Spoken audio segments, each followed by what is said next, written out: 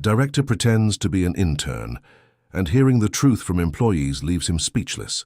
Julian Harrison took a deep breath in front of the office building in downtown New York City, where his mother's company had operated for 30 years. At 25, he had never set foot there as an employee, only on quick visits during childhood. Now, with Margaret Harrison hospitalized for 2 weeks in serious condition, he needed to take over leadership of a company he didn't truly know. The decision to pass himself off as an intern was born from a devastating conversation at the hospital. His mother, between one dose of medication and another, had whispered with tears in her eyes that she feared the employees wouldn't accept him as director. "They're going to think you're just a spoiled boy who's never worked, my son."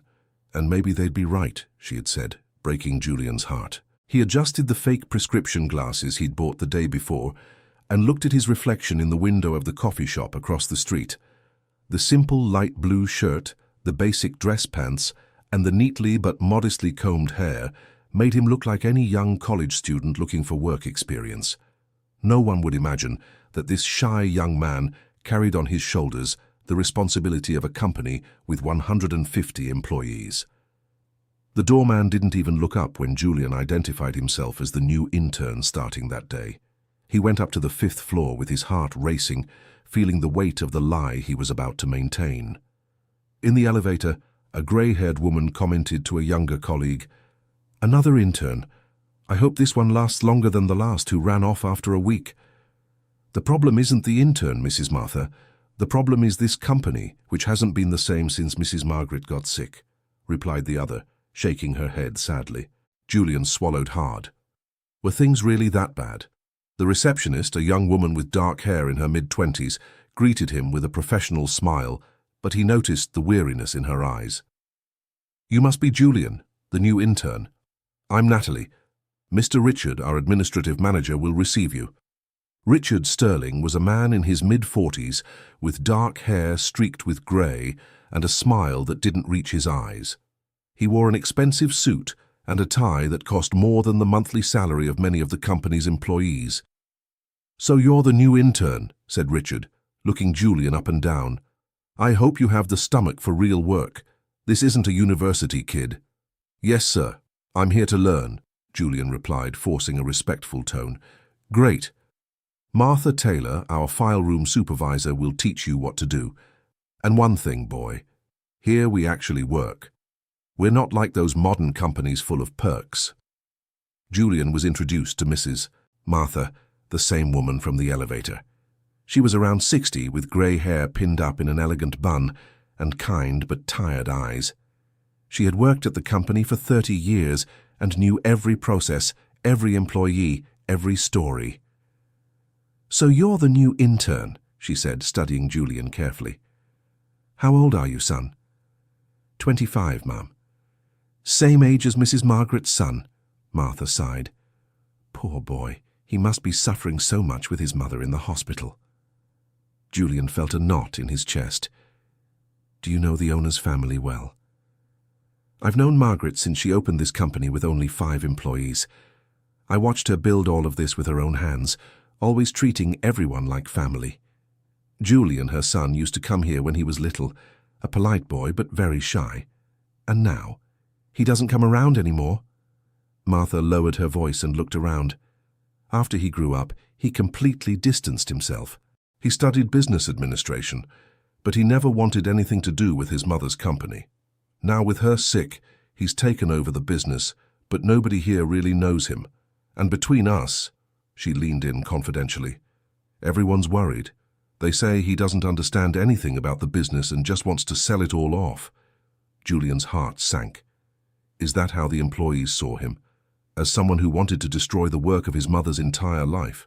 Dear listener, if you're enjoying the story, go ahead and leave a like and, most importantly, subscribe to the channel. It really helps us, who are just starting out. Now continuing. Martha led him to a room in the back filled with files. "Your first task is to organize these documents by date. They're old contracts, but the company needs to keep everything organized. It's simple work, but important." As he started sorting through the papers, Julian overheard conversations from employees passing by in the hallway. It wasn't intentional, but the walls were thin and the voices carried enough emotion to cross any barrier. Mrs. Margaret must be tossing and turning in her hospital bed if she knew what's going on here, a female voice said. Her son has no idea how the company works. He's never once set foot in here to actually work, another replied. And the worst part is Richard taking advantage of the situation. Just yesterday he said things are going to be different now, that there won't be any more perks for long-time employees. Julian stopped organizing the documents. What kind of changes was Richard implementing in his name? Mid-morning, a younger employee entered the file room carrying a heavy box. She was thin, around 28 years old, and wore simple but well-kept clothes. Her eyes were red, as if she'd been crying. "Hi, you must be the new intern. I'm Brianna, from accounting," she said, trying to manage a smile. "Julian, nice to meet you. Can I help you with that box?" "Can I?" "Thanks," she sighed with relief. "These are old documents Mr. Richard asked me to bring here. He said it's to make room for the changes that are coming." "What kind of changes?" Brianna glanced nervously at the door and lowered her voice. "He didn't say exactly, but everyone's talking about layoffs, especially the longest-serving employees who earn more. My mother has worked here for 20 years on the cleaning staff. She's terrified." "Your mother works here too?" "Mrs. Dorothy. She started here when I was 8. Mrs. Margaret paid for my schooling, you know. She gave me a full scholarship to a private school because my mother couldn't afford it. That's how I was able to go to college and work here in accounting." Julian felt a lump in his throat. His mother had never told him these stories in detail. He knew she helped the employees, but he had no idea how far it went. "And now you're worried about your job?" "It's not just me, it's all of us. It's all of... The company has always been like a family. Mrs. Margaret knew every employee's story, remembered birthdays, helped when someone was going through hard times. But her son..." She paused, seeming to choose her words. "They say he's never been interested in any of that, that he only cares about numbers on paper." At noon, Julian went down to the company cafeteria. It was a large, welcoming space with round tables and an industrial kitchen where 2 cooks prepared home-style meals. The food smelled great and cost employees only $5. He sat at a table in the corner and watched the people around him. There were representatives from every department: administrative staff, salespeople, cleaners, doormen, accounting staff. Everyone was chatting animatedly, creating a warm atmosphere that contrasted with the tension he'd felt during the morning. At a nearby table, 3 women were talking in low voices, but loud enough for him to hear. "Joanna from HR told me that Augusto asked for the list of all employees over 50. One of them was saying, a middle-aged woman with dark hair. "Oh my God, Aparecida. Is he really going to let everyone go?" asked another, visibly distressed. "I heard him on the phone yesterday. He said he needs to clean house and that long-time employees are too expensive to keep." The third woman, whom Raphael recognized as Fernanda's mother by the resemblance, wiped her eyes with a napkin. 30 years working here, girls. 30 years waking up at 5 in the morning to leave everything spotless. Mrs. Margaret always treated me with such kindness, said I was part of the family. And now..." "Calm down, Conceição, maybe it's just a rumor." The first one tried to console her. "It's not a rumor, Aparecida. Augusto already had the termination letters prepared. Joanna herself told me, crying. She said she doesn't want to do it, but the new director approved everything." Raphael almost choked on his food. He had never approved a single termination. In fact, since he had taken over the company on paper, he had only signed a few documents that Augusto said were routine. Could termination authorizations have been among them? He finished eating quickly and went back to the file room. His head was buzzing with doubts, and a growing anguish gripped his chest. He needed to find out what was really going on. In the middle of the afternoon, while organizing a stack of old contracts, he found something that caught his attention. They were handwritten letters, written by his own mother over the years. Some dated back to when the company had only 10 employees. "Dear Conceição," one of them read, dated 15 years ago, "thank you for taking care of our company as if it were your own home. I know you're worried about Fernanda's school expenses, but don't worry. A mother who works with so much love deserves all the support. The scholarship is guaranteed." Raphael had to stop reading. Tears blurred his vision. His mother truly treated her employees like family. She knew their stories, their dreams, their struggles. Another letter, addressed to Mr. Silas from the front desk, thanked him for 30 years of dedication and promised help with his wife's medical treatment. A third letter praised Martha Taylor for her dedication and competence, saying the company wouldn't be the same without her. How had he become so distant from all of this? How had he failed to realize that his mother had built much more than a company? She had built a community. Around 5 in the afternoon, Augusto showed up at the file room. "So, intern, learning anything useful?" "Yes, sir. I'm organizing the documents like Mrs. Martha asked." "Great. And I'm glad you're dealing with old paper because that's all that's going to be left of this company if we don't modernize soon. These employees think this place is a charity house." Raphael pretended not to understand. "What do you mean, sir?" "Look," Augusto sat in the chair across from him, lowering his voice conspiratorially. "The company is spending a fortune on unnecessary benefits, subsidized meal vouchers, private health insurance, annual performance bonus at the end of the year, special leave for taking care of relatives. This isn't a company. It's a non-profit. But don't the employees work well because of that?" Augusto laughed with disdain. "They work because they have to, but real profit only comes from young employees who earn less and produce more. Those old-timers are just dead weight." "And does the new director agree with that?" "Raphael." Augusto lowered his voice. "Between us, that kid doesn't know a thing about business. He signs whatever I put in front of him without even reading it. Lucky for me, because now I can implement the changes this company has needed for years." The blood in Raphael's veins ran cold. Augusto was taking advantage of his inexperience and his mother's delicate situation to make authoritarian decisions in his name. What kind of changes? Laying off employees over 50, for starters, then cutting benefits, increasing working hours and reducing meal vouchers.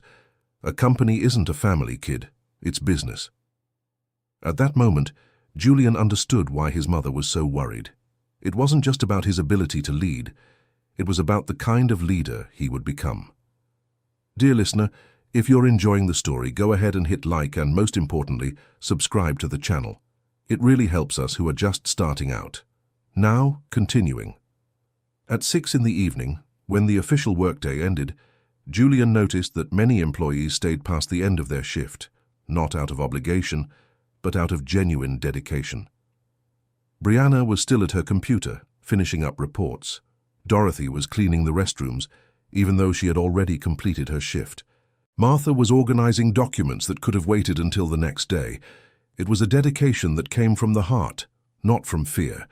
And now Richard wanted to destroy all of it in the name of efficiency. Julian decided to stay as well.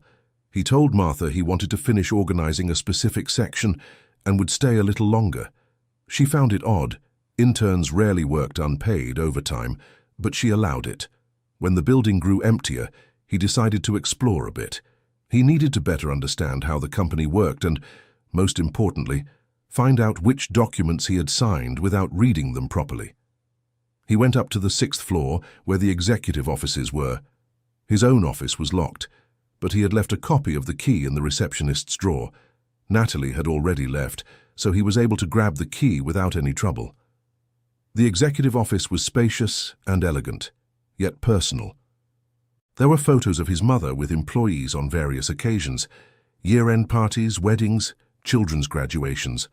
On the walls, framed newspaper articles about the company, always highlighting the social and human side of the business.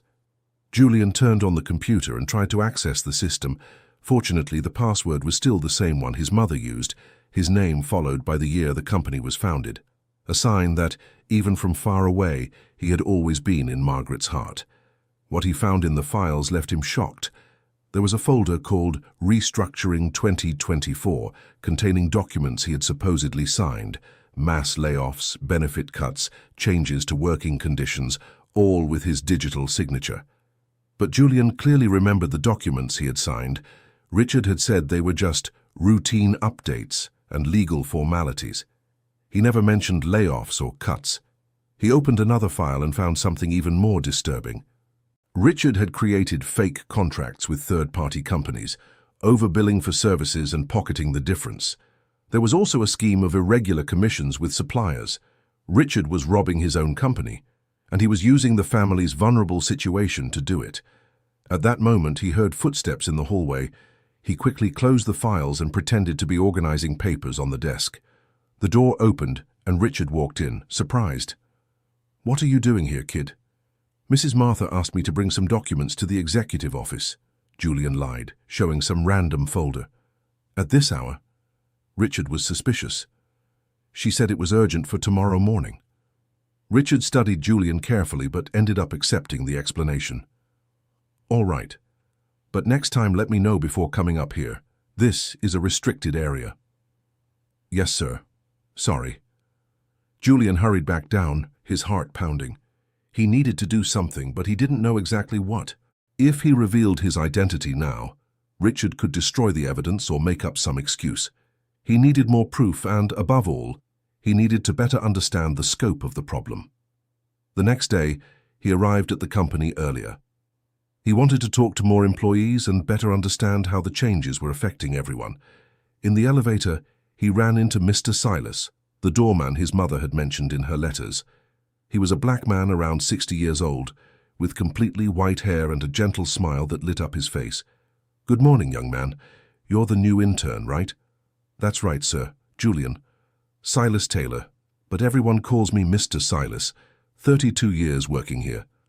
"Wow, that's a long time. The company must have changed a lot over that period." Mr. Silas's smile turned melancholic. "It sure has, son. For the first 20 years, only for the better. Mrs. Margaret always took care of everyone like family. When my wife got sick, she gave me paid leave to take care of her. When I didn't have money for her medication, she helped without me even asking. And now? Now." He sighed deeply. "I'm afraid to come to work every day. They say they're going to let go of all the older employees, and at 62, who's going to hire me? But you work well, you have experience." "Experience doesn't pay the bills, son. And mind you, I'm not even worried about myself. I've already lived my life. But I have a 16-year-old grandson who lives with me. His parents split up and abandoned the boy.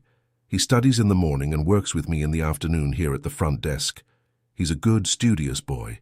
He dreams of going to college. And if you get fired, then the boy's dream dies right along with me." Mr. Silas's voice broke with emotion. "That's what hurts the most. It's not just my job that's at risk, it's my grandson's future." Julian could barely focus on work that morning. Every story he heard was a punch to the gut. How had he become so distant from all of this? How had he not realized that his decisions affected entire families? Around 10 o'clock, Natalie showed up in the file room. She seemed more nervous than usual. "Julian, can I talk to you for a quick minute?" "Sure. Did something happen?" She looked around to make sure they were alone. "I need to tell someone, or I'm going to explode, and you seem like someone I can trust." "Go ahead." "I'm pregnant," she said, tears beginning to well up. "I found out yesterday from the test. I'm 3 months along." "But that's good news, isn't it?" "It should be. My husband and I had been trying for 2 years. But now," she wiped her eyes, "now I'm afraid to tell the company. Maternity leave is expensive, and with all these changes..." "Do you think they'll fire you for being pregnant?" "Not officially, but they'll find a way." Richard made it clear that employees who cause problems have no place under the new management. Julian felt anger rising in his chest. What kind of problems? Leaves, doctor's notes, absences for family health reasons. He said the company needs employees who are fully dedicated, without personal distractions. That's absurd. That's the reality, Julian. And I can't lose this job.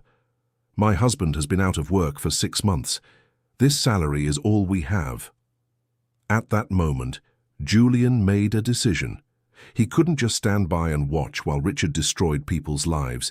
He needed to act, even if it meant exposing his identity. But first, he wanted to gather more evidence. If he was going to confront Richard, he needed irrefutable proof. During lunch, he deliberately sat near a group of employees from the sales department. He wanted to understand how the changes were affecting other areas of the company. Carlos from finance told me the salespeople are going to have to double their targets to keep their jobs, a young guy commented. Double? That's impossible, another replied. We're already selling as much as the market allows. Richard said that anyone who doesn't hit their target will be replaced by younger, more motivated salespeople. Younger and earning less, added an older saleswoman. I've been with the company for 15 years, and I have a client base that trusts me, but that doesn't matter anymore. Julian paid special attention to that woman. She was around 45, with dark hair streaked with grey and an elegant posture. There was something familiar about her, but he couldn't quite place it. Sorry to interrupt him, he said, approaching. I'm Julian, the new intern. Do you think the changes are really going to be that drastic? The saleswoman looked at him carefully. You remind me of someone. What's your last name? Julian hesitated for a second. Harrison. Harrison, she repeated thoughtfully, then shook her head. Must be my imagination. To answer your question, yes, the changes are going to be drastic. Richard made it clear he wants a completely different company. Have you been working here long? 15 years. I started as an administrative assistant, and Mrs. Margaret encouraged me to study sales. She paid for several courses for me. Today I'm one of the top-performing salespeople in the company. And you could still lose your job? Especially because of that, she laughed bitterly. Experienced salespeople earn higher commissions. It's cheaper to hire someone inexperienced. One of her co-workers jumped into the conversation. The worst part is that Mrs. Margaret has no idea what's going on. Poor thing, she must be worried only about her recovery. Couldn't someone tell her? And give the woman a shock in the state she's in? The saleswoman shook her head. Besides, technically the one making these decisions is her son. She trusts him. Julian felt the weight of that trust like a stone on his chest. His mother was in the hospital, worried about her own recovery and the future of the company, with no idea that her absence was being used to destroy everything she had built. Dear listener, if you're enjoying the story, go ahead and leave a like, and especially subscribe to the channel. It really helps us who are just starting out. Now continuing. In the afternoon, while organizing more documents, Julian found something that made him even angrier. They were his mother's handwritten spreadsheets, detailing the financial situation of every employee who received some kind of help from the company. His mother had created an emergency fund for employees in difficulty. Money from her own pocket, not from the company. She helped with medications, medical treatments, school supplies for the children, emergency home repairs, all done discreetly so as not to embarrass anyone. There was also a scholarship program she maintained, funding the education of employees' children who couldn't afford it.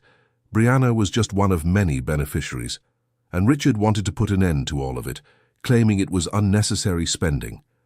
Around 4 in the afternoon, Martha arrived at the archive room with a grim expression. Julian, I need to tell you something, but promise you won't spread it around. Of course, Mrs. Martha. Susan from HR called me in privately today. She was crying. Richard told her to prepare a layoff list for the end of the month. How many people? 40 employees. Everyone over 50 or with salaries considered too high. I'm on the list. Julian felt as if he'd been punched. You? But you're essential here. According to Richard, my knowledge can be passed on to someone younger in 2 weeks. After that, I'm expendable. That's absurd. You know this company better than anyone. Knowledge doesn't matter anymore, dear. All that matters is how much you cost. And after 30 years here, I cost a lot. Martha sat down heavily in the chair. For the first time, Julian saw her truly defeated. You know what hurts the most, she continued. It's not even losing the job. It's seeing Mrs. Margaret wake up from the hospital and find out her company has become this. She always said she wanted to leave a legacy, and her legacy is being destroyed. Can't you do anything? Go to the director, explain the situation? Martha laughed sadly. The director is the one authorizing all of this, Julian. At least that's what Richard says. And even if I wanted to talk to him, nobody knows where he is. Ever since his mother got sick, he's vanished off the face of the earth. At that moment, Julian made a definitive decision. He couldn't keep watching passively anymore. He needed to reveal his identity and confront Richard immediately. But first, He wanted definitive proof of the corruption. The evidence on the computer could be questioned or even altered. He needed something more concrete. He decided to stay at the company late again. This time, he wanted to catch Richard in the middle of some suspicious activity. At 7 in the evening, when the building was practically empty, Julian hid in an empty office on the 5th floor and watched the movement. Around 8, he saw Richard getting off the elevator, accompanied by a man he didn't recognize. Their voices were low, but in the quiet of the building, he managed to hear pieces of the conversation. "The cleaning contracts are already prepared. Your company will take over everything next month. And the commission we discussed? 10% of the total amount, as agreed. But you need to make sure there won't be any problems. Leave it to me. The old employees will be let go anyway." Julian immediately understood what was going on. Richard was firing the cleaning staff to hire an outsourced company he had an illegal commission deal with. Dorothy and other people would be hurt, so he could profit personally. He tried to get closer to hear better, but bumped into a chair. The noise echoed through the hallway. "What was that?" asked the stranger. "Must be security doing their rounds," Richard replied. "Let's continue this in my office." They went up to the 6th floor. Julian waited a few minutes and then followed them, determined to record the conversation on his phone. He needed definitive proof. He managed to reach Richard's office door and pressed his ear against it. The conversation was clearer now. "So it's settled," Richard was saying. "Your company takes over all cleaning and security services. I'll fire the current employees, citing cost-cutting." "And what about the price difference?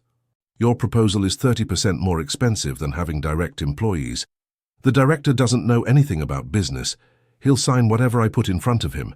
And even if someone questions it later, I'll say he authorized everything." "Are you sure he won't find out?" Richard laughed. "That boy has never set foot in a company in his life. He's more worried about playing businessman than understanding the business. To him, I'm indispensable." Julian was recording everything on his phone when he heard footsteps approaching the door. He quickly stepped back and hid in a nearby empty office. The door opened and the two men came out, continuing the conversation in the hallway. "I need to leave," said the stranger. "I'll send the final contract tomorrow." "Perfect. In 2 weeks, everyone will be fired, and your company takes over." They headed to the elevator. Julian waited until he was sure they had left the building before moving. Now he had enough proof. Richard wasn't just taking advantage of his inexperience. He was committing corporate crimes and using his name to do it. But Julian realized he had a bigger problem ahead. If he revealed his identity now and fired Richard immediately, how would he explain to the employees that he let all of this happen? How would he win back the trust of people he had, even if indirectly betrayed? He needed a better plan. A plan that would not only expose Richard, but that would also show the employees what kind of leader he truly wanted to be. The following morning, Julian arrived at the company with a clear strategy. First, he looked for Susan in HR. She was a middle-aged woman with blonde hair and a permanently worried expression. "Susan, can I talk to you for a minute? It's about the layoffs." She went pale. "How did you find out about the layoffs?" "That was supposed to be confidential. Everyone in the company is talking about it, and I wanted to know, is it true that there were 40 people? Susan looked around nervously and pulled him into an empty room. "Look, Julian, I shouldn't be telling this to an intern, but I can't keep it to myself any longer. You can trust me. Yes, there are 40 people, all over 50, or with salaries Richard considers too high. I tried to argue, said these people are the backbone of the company, but he said he had direct authorization from the director. And you believe that?" Susan sighed deeply. "I don't know what to believe anymore.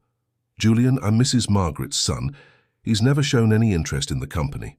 Maybe he really does want to get rid of everyone and start from scratch. What if I told you the director never authorized these layoffs?" "How can you be so sure?" Julian pulled out his phone and showed her the recording of the conversation between Richard and the outsourcing company owner. Susan listened with her eyes wide. My God, he's using the director's name to do all of this? Not just that. He's taking illegal kickbacks and inflating contracts. He's stealing from the company. But how did you get this recording? And why are you telling me this? Julian took a deep breath. It was time to reveal at least part of the truth. Because I'm not just an intern, Susan. I have information that can stop all of this, but I need your help. Who are you? Someone who cares about this company and the people who work here. Can you delay those layoffs? Come up with some bureaucratic issue? I can try, but Richard is pushing to sign everything by the end of the week. I just need a few days. Trust me. Susan agreed, still confused, but clearly relieved to have someone on her side. Julian's next step was to talk to a few key employees. He needed to build a support network before revealing everything. He looked for Brianna in the finance department. Brianna, do you trust me? Of course, Julian, why? I need you to help me with something.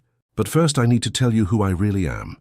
He led her to an empty room and told her the whole truth. Brianna was shocked, but gradually she began to understand why he had done it. So you heard all those horrible things I said about you yourself? And every word hurt me more than any criticism I've ever received in my life, but it also made me understand things I had never realized. Why didn't you reveal your identity before? Because I needed to understand what was really going on, and also because he paused, emotional. Because I was afraid you were right about me. That I really was a spoiled, incompetent brat. Brianna looked at him with a mixture of understanding and sympathy. And now? Now I want to prove that I can be the leader my mother always believed I could be. But I need your help. Julian asked Brianna to help him gather financial evidence of Richard's corruption. Since she worked in the department, she had access to documents that could prove the irregularities. Next, he went to find Mr. Silas. The doorman was sorting mail when Julian approached. Mr. Silas, can I have a word with you? Of course, my boy. You look worried. Did something happen? Julian decided to be direct. Mr. Silas, what if I told you the layoffs could be stopped? The doorman's face lit up with a mixture of hope and skepticism. What do you mean, son? What if I told you the person responsible for these layoffs isn't who you think? I don't follow. The company director. He didn't authorize any layoffs. This is all Richard's doing, using the situation for his own benefit. But how could you possibly know that? Because I have information you don't, and soon everything will become clear. Mr. Silas studied him closely. You're no ordinary intern, are you? Julian smiled. You've always been very observant. 30 years of watching people come and go through this company teaches you a lot. You carry yourself like someone used to giving orders, not taking them. Is that a bad thing? Depends on what kind of leader you are. There are leaders who lead through power, and there are leaders who lead through love. Your mother... He paused, noticing something. Wait a minute. Your mother... Go on. You've said your mother several times. And there's something about you that reminds me of... Mr. Silas's eyes went wide. Good heavens. You're Julian. Julian Harrison. There was no point in hiding anymore.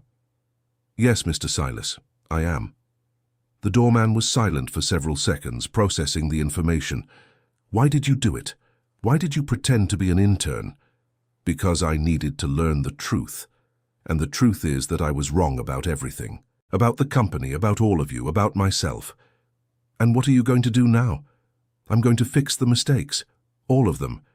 But first, I need to expose what Richard has been doing. Mr. Silas nodded slowly. Is there anything I can do to help? Actually, yes. I need you to help me gather all the employees tomorrow without Richard knowing. We can do it after hours in the cafeteria.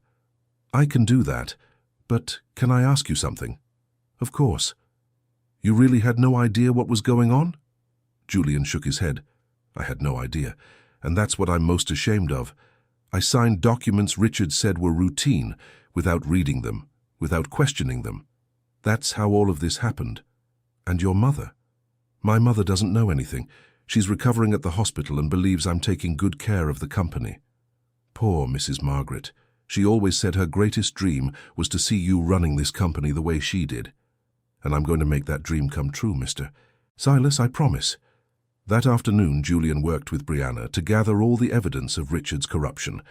They found several irregularities, inflated contracts, illegal commissions, use of company resources for personal gain, and forged documents bearing Julian's digital signature. They also discovered that Richard had transferred company money into personal accounts, claiming they were bonuses authorized by the director.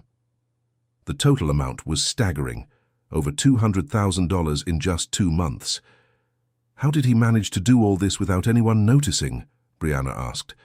"Because he took advantage of the moment when I was vulnerable and inexperienced, and because he knew I would trust him. And now we expose everything, to all the employees all at once." Julian spent the night organizing everything he wanted to say at the meeting the next day. It wouldn't just be about Richard. It would be about the future of the company, about the kind of place they wanted to work in, about how he had learned to value what truly mattered. The next morning, he arrived early at the company. It would be his last day as an intern. Starting that afternoon, he would be Julian Harrison, director of a company he was finally beginning to understand and love. Richard arrived around 9 with his usual arrogance. Well, intern, learning the ropes of real work?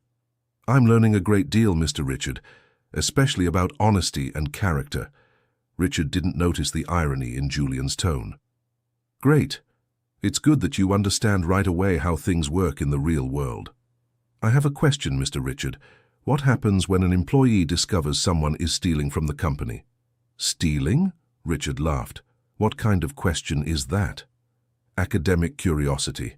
What happens to someone who steals?" "Well, they're fired on the spot and can still face criminal charges. Why do you ask?" "No reason, sir. I just wanted to better understand how the company works." Throughout the day, Julian watched Richard with different eyes. He could now see how manipulative he was, how he used his position to intimidate ordinary employees, how he treated people like disposable objects. At 5 in the afternoon, Mr. Silas began discreetly spreading the news that there would be an important meeting in the break room at 6 o'clock. "The new intern wants to talk to everyone about something urgent," was the message that circulated. At 6 o'clock, the break room was packed. Practically all the employees were present, curious and apprehensive. Julian looked at those people, many of whom he had come to know and respect over the past few days, and felt a mixture of nervousness and determination. Martha was in the front row next to Dorothy and Brianna. Mr. Silas had positioned himself near the door. Susan from HR was in a corner, clearly anxious. Even some employees Julian hadn't met were present. "Everyone, thank you for coming," Julian began, his voice slightly trembling. "I know you're all wondering why an intern called a meeting, and the answer is simple, because I'm not just an intern." A murmur spread through the break room. "My name is Julian Harrison. I am the son of Margaret Harrison and the director of this company." The silence that followed was deafening. Some employees looked at each other in confusion, others seemed shocked, and some began whispering among themselves. Martha was the first to speak, standing up from her chair. You're Julian, the son of Mrs. Margaret." "Yes, Mrs. Martha. And I disguised myself as an intern because I needed to learn the truth about what was happening here." "But why did you do this?" asked Brianna, pretending to know nothing so as not to reveal she was already aware of the situation. "Because over the past 2 months since my mother fell ill, someone has been making decisions in my name. Decisions I never authorized and that go against everything my mother built here." Julian looked around the break room. "How many of you heard that I authorized mass layoffs?" Several hands went up. "How many heard that I want to cut benefits and end the subsidized meal vouchers?" More hands went up. "How many believe I don't care about the employees of this company?" Almost all hands went up. Julian felt his heart tighten, but he continued. "I never authorized any layoffs. I never asked to cut benefits. And in these past few days, working here as an intern, I learned something I should have learned a long time ago, that this company isn't made of machines or numbers. It's made of people, of stories, of dreams." He paused and took a deep breath. "I heard Dorothy crying because she's afraid of losing her job after 30 years of dedication. I heard Mr. Silas worrying about his grandson's future. I heard Natalie afraid to say she's pregnant. I heard Martha feeling useless after 3 decades of taking care of this company as if it were her own family. Tears began to well up in several people's eyes, and I discovered that all of this was happening because of one person who took advantage of my inexperience to make decisions in my name, decisions that only benefited him. Julian pulled out his phone and connected it to the break room's sound system. I want you all to hear this. He played the recording of the conversation between Richard and the outsourcing contractor. The silence in the cafeteria was total, except for Richard's voice coming through the speakers, talking about firing employees, receiving illegal commissions, and using Julian's name to authorize everything. When the recording ended, the outrage was palpable. "Brianna, can you show everyone the documents we found?" Julian asked. Brianna stood up and began explaining the evidence of corruption they had gathered. Fake contracts, illegal transfers, overbilling for services. More than $200,000 were diverted from the company in the last 2 months, she said. Money that should have been used to improve your working conditions. The employees' anger was visible. Some shouted that they wanted justice, others called Richard a thief. Julian asked for silence. I know you're angry. I am too. But now I want to talk about the future. He looked at each person present. First, I want to apologize. I'm sorry for being an absent director. I'm sorry for blindly trusting someone who was hurting you. I'm sorry for signing documents without reading them, and above all, I'm sorry for taking so long to truly get to know you. Martha was openly crying now. Second, I want you to know that no one is getting fired. No one. In fact, I want you to help me make this company even better than it already is. How can we trust you now? Asked an administrative employee. You lied to all of us. You have every reason to be suspicious. I lied. But I lied to uncover the truth. And the truth is that you are the most valuable thing in this company. Julian took a folder from the cabinet where he had hidden it. These are the documents I found that belong to my mother. Letters she wrote, thanking each of you. Spreadsheets detailing how she helped families who were struggling. Records of all the scholarships she paid for. He opened one of the letters and read it aloud. It was the letter his mother had written to Dorothy, offering the scholarship to Brianna. Dorothy burst into tears. Mrs. Margaret saved our family. If it weren't for her, my daughter would never have been able to study. These are the values I want to honor, Julian said. I don't want to just maintain what my mother built. I want to improve it. He turned to Natalie. Natalie, I know you're pregnant and you're scared. Starting today, our maternity leave will be 6 months with full salary, and we're going to create a daycare center at the company for mothers who want to keep their babies close during work hours. Natalie started crying with emotion. Mr. Silas, you worry about your grandson's future. Starting next month, we're going to create a scholarship program for employees' children and grandchildren. And not just for higher education, also for technical and vocational courses. The doorman couldn't hold back his tears. Mrs. Martha, you said knowledge doesn't matter anymore. You're wrong. Knowledge is the most important thing there is. I want you to coordinate a training program where experienced employees teach the newer ones, with a special bonus for doing so. Brianna, you're going to be promoted to financial coordinator, because besides being competent, you showed integrity by helping me uncover the corruption. One by one, Julian talked about specific improvements for each department, each role, each person he had gotten to know during those days as an intern. But there's a condition, he said when he finished talking about the benefits. I want to keep working like you. Once a week, I'm going to spend an entire day in each department, doing your jobs, learning from you, because I discovered that the only way to be a good leader is to truly know the people you lead.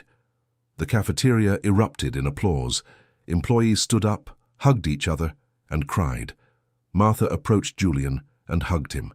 You have your mother's heart, my boy. She's going to be so proud. But first we have a problem to solve, said Julian, regaining his serious demeanor. Richard, tomorrow morning I'm going to confront him with all the evidence and fire him for cause. We're also taking legal action to recover the stolen money. And what if he tries to get revenge? Someone asked. He can try, but now we're united, and together we're stronger than anyone who tries to harm our family. The meeting ended with the employees planning how to help with the transition. Some volunteered to work overtime to reorganize the processes Richard had messed up. Others suggested improvements that could be implemented. Julian left the cafeteria emotional and exhausted, but also with a sense of purpose he had never felt before. The next morning, he arrived at the company dressed appropriately for his position as director. No more fake glasses or plain clothes. It was time to fully embrace his identity. He went straight up to the executive office and had Richard summoned. When Richard walked into the room, it took him a few seconds to recognize Julian. You're the intern from yesterday." "Actually, no. I'm Julian Harrison, director of this company and your boss. And you're fired." The color drained from Richard's face. "What are you talking about? You can't fire me. I'm indispensable here." "Indispensable?" Julian turned on the sound system and played the recording of the conversation about the illegal commissions. "That's what you call indispensable?" Richard tried to stammer out an explanation, but Julian cut him off. $200,000, Richard. That's how much you stole from this company using my name. On top of that, you tried to fire 40 employees to benefit companies you had illegal agreements with." I can explain." "No need. The explanation is all here." Julian showed him the folder with all the evidence. "You have 10 minutes to gather your personal belongings and leave the company. Security will escort you to the exit." "You can't do this to me. I'll sue you." "Actually, the company will be the one suing. For embezzlement, document forgery and breach of trust. Our lawyer has already been contacted." Richard tried to threaten, beg and negotiate, but Julian stood firm. Within 20 minutes, he was being escorted out of the building, carrying a box with his personal belongings. When the news spread through the company, it was as if a huge weight had been lifted from everyone's shoulders. Employees were smiling again, chatting animatedly, and regaining hope. Julian spent the rest of the morning visiting each department, talking to people, listening to suggestions, and explaining the changes he wanted to implement. In the afternoon, he made an important decision. He called the hospital. "Mom, how are you feeling?" "Better, my son. The doctors say I can be discharged next week. And the company? How are things over there?" "Mom, I need to tell you some things. Can I come over now?" "Of course, son. Did something happen?" "It did, but everything's going to be fine, I promise." Julian arrived at the hospital with a mix of nervousness and anxiety. He didn't know how his mother would react when she found out everything that had happened. Margaret was sitting up in bed, looking much better than in previous weeks. When she saw her son, her eyes lit up. "Julian, you look different. There's something different about you." "Mom, I need to tell you everything that happened over the past few weeks." And Julian told her everything. Richard's corruption, the planned layoffs, how he had disguised himself as an intern, the stories he heard, the people he met, how it had changed his perspective on everything. Margaret listened in silence, alternating between worry, pride, and emotion. "You did all this? You disguised yourself as an intern to get to know the employees?" "I did, Mom. And it was the best decision I've ever made in my life." "And now? How are things?" "Now, I finally understand what you always tried to teach me, that a company isn't made of numbers or profits. It's made of people, of stories, of shared dreams." Margaret started to cry. "That was my biggest fear, son, that you would take over the company without understanding that. And it was a justified fear. I really didn't understand, but now I do. And I promise I'll honor everything you built. Tell me about the employees. How did they react when they found out who you were?" Julian smiled. At first they were shocked, some were suspicious. But then, "Mom, they're incredible.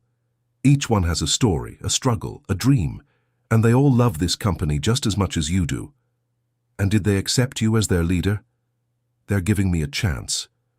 And I'm going to earn it." Margaret held her son's hand. "You know, Julian, I always knew you had the potential to be a great leader, but I was afraid you'd never discover that on your own. Why did you never force me to work at the company before? Because leadership isn't something you force. It's something that's born from the heart. And now your heart has finally understood." Mother and son talked for hours. Julian told her about every employee he'd met, about the improvements he wanted to implement, about his vision for the company's future. "There's something I want to do once you're discharged," Julian said. "What?" I want you to come with me to visit every department. I want you to see how people speak of you with such warmth and admiration, and I want them to see that you're doing well and proud of what we've built together. Together? Yes, Mom. Because from now on, that's how we're going to work. Together. Me leading day to day, but always with you as my advisor and inspiration. A week later, Margaret was discharged from the hospital. Julian organized a surprise party at the company to welcome her back. The cafeteria was decorated by the employees themselves, who made posters, brought flowers, and set up a table full of homemade food. When Margaret walked into the company, she was greeted with emotional applause. Employees came up to hug her, tell her how happy they were about her recovery, and thank her for everything she had done for their families over the years.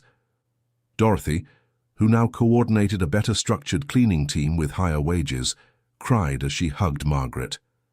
"Mrs. Margaret, you saved my family, and now your son is saving our company family."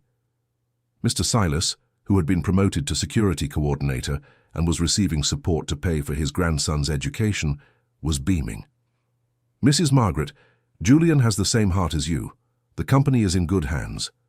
Brianna, 4 months pregnant, and now the finance coordinator, showed Margaret the new transparency systems they had implemented. "Now all employees have access to the company's financial reports. We want everyone to know how we're doing." Martha, who coordinated the new training program, explained how they were documenting all the company's processes and knowledge. That way, no one will ever be considered disposable again. Everyone will have their experience valued. Margaret walked through every department, spoke with every employee, and heard about the improvements Julian had implemented. In every conversation, her eyes shone with pride.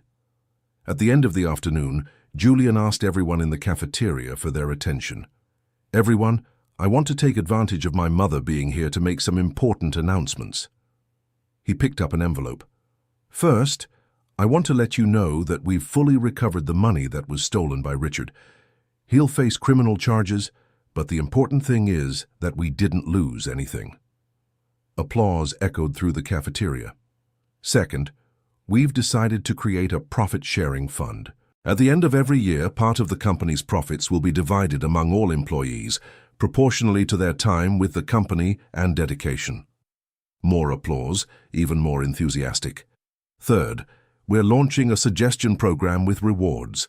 Any employee who presents an idea that improves the company will receive a bonus, because you know this place better than any outside consultant."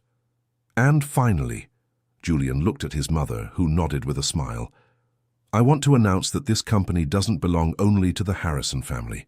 It belongs to all of us. That's why we're creating a program where employees with more than 10 years of service can acquire small ownership stakes. We want you to be true owners of what you helped build." The cafeteria erupted in shouts of joy and applause.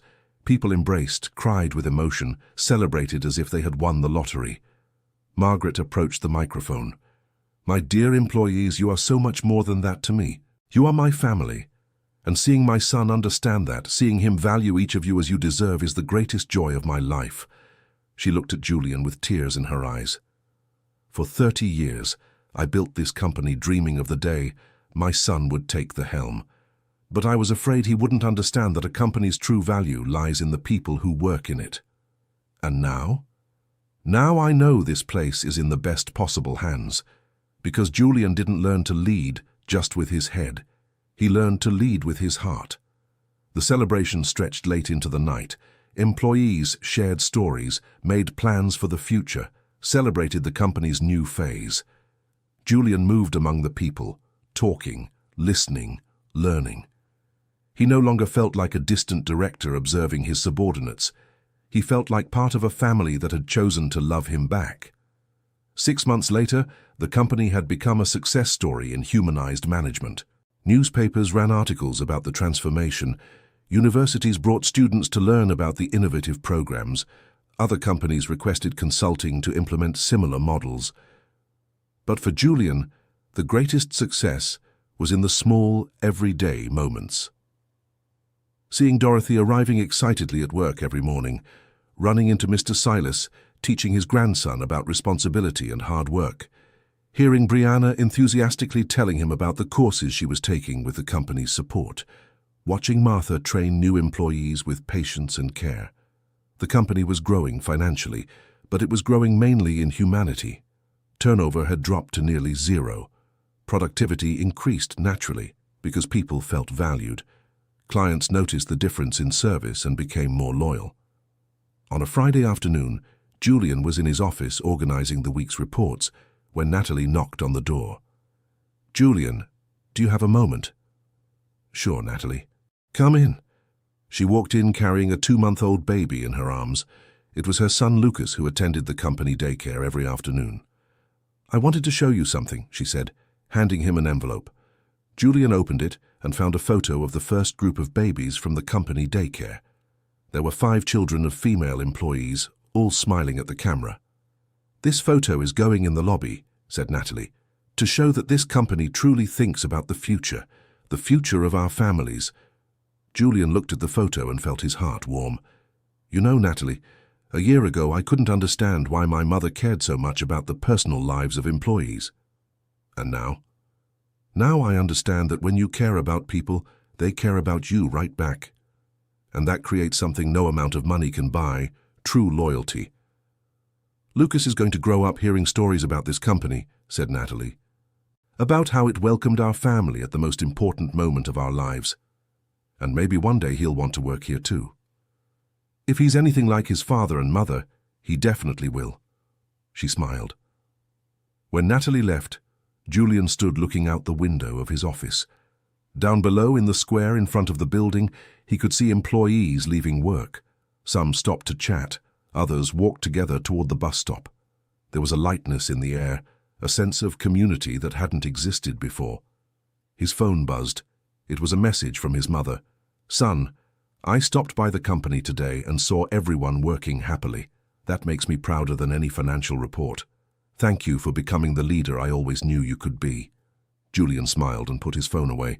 He grabbed his briefcase and headed downstairs to say goodbye to everyone before leaving. On the way, he stopped by the archives room where it all had begun. Martha was there organizing documents with 2 younger employees she was training. "How's the work around here, Mrs. Martha?" "Better than ever, dear. And you know why?" "Why?" "Because now everyone knows they're valued. And when a person feels valued, they naturally give their best." Julian nodded and continued on his way. At the front desk, he ran into Mr. Silas getting ready for the night shift. "Hey there, Mr. Silas. How's your grandson doing?" "Wonderful. He got into engineering school, says he wants to work here when he graduates. He'll be very welcome." "And you know what he told me yesterday? He said he wants to build a company like this one when he's older, a company that takes care of people.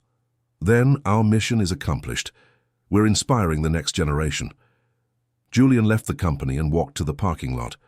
Along the way, he reflected on everything he had learned over the past few months. He had discovered that leadership wasn't about giving orders or making decisions in isolation. It was about listening, understanding, inspiring, and serving. It was about creating an environment where people felt safe to dream and grow. He had learned that business success wasn't measured only in profits, but in the quality of life you provided for the people who trusted you. It was about building legacies that transcended numbers. Most importantly, he had discovered that his mother hadn't just built a company. She had built a philosophy of life based on the belief that business and humanity could not only coexist, but strengthen each other. When he got home that night, Julian called his mother. "Mom, thank you." "Thank you for what, dear?" "For believing in me even when I didn't believe in myself, for building something so beautiful that I just needed to open my eyes to see it, and for teaching me, even without words, that true success is measured by the positive impact we have on people's lives. Julian, you figured all of that out on your own. I just created the conditions for you to discover it." "What do you mean? Do you think it was a coincidence that Richard managed to do everything he did? Do you think I didn't know he was dishonest?" Julian went silent, processing his mother's words. "Mom, you knew he was stealing." "I suspected it for months, and I knew that once I got sick he would try to take advantage of the situation. That's why I left clues for you to find. That's why I didn't change the computer password. That's why I asked Susan to keep an eye out for anything unusual.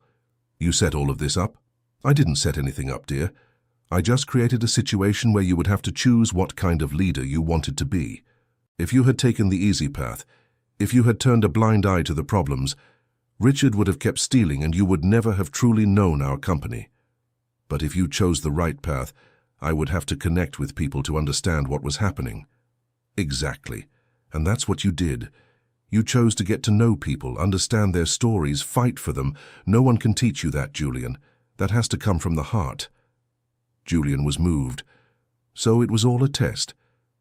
It wasn't a test, son. It was an opportunity. An opportunity for you to discover who you really are and what kind of leader you want to be.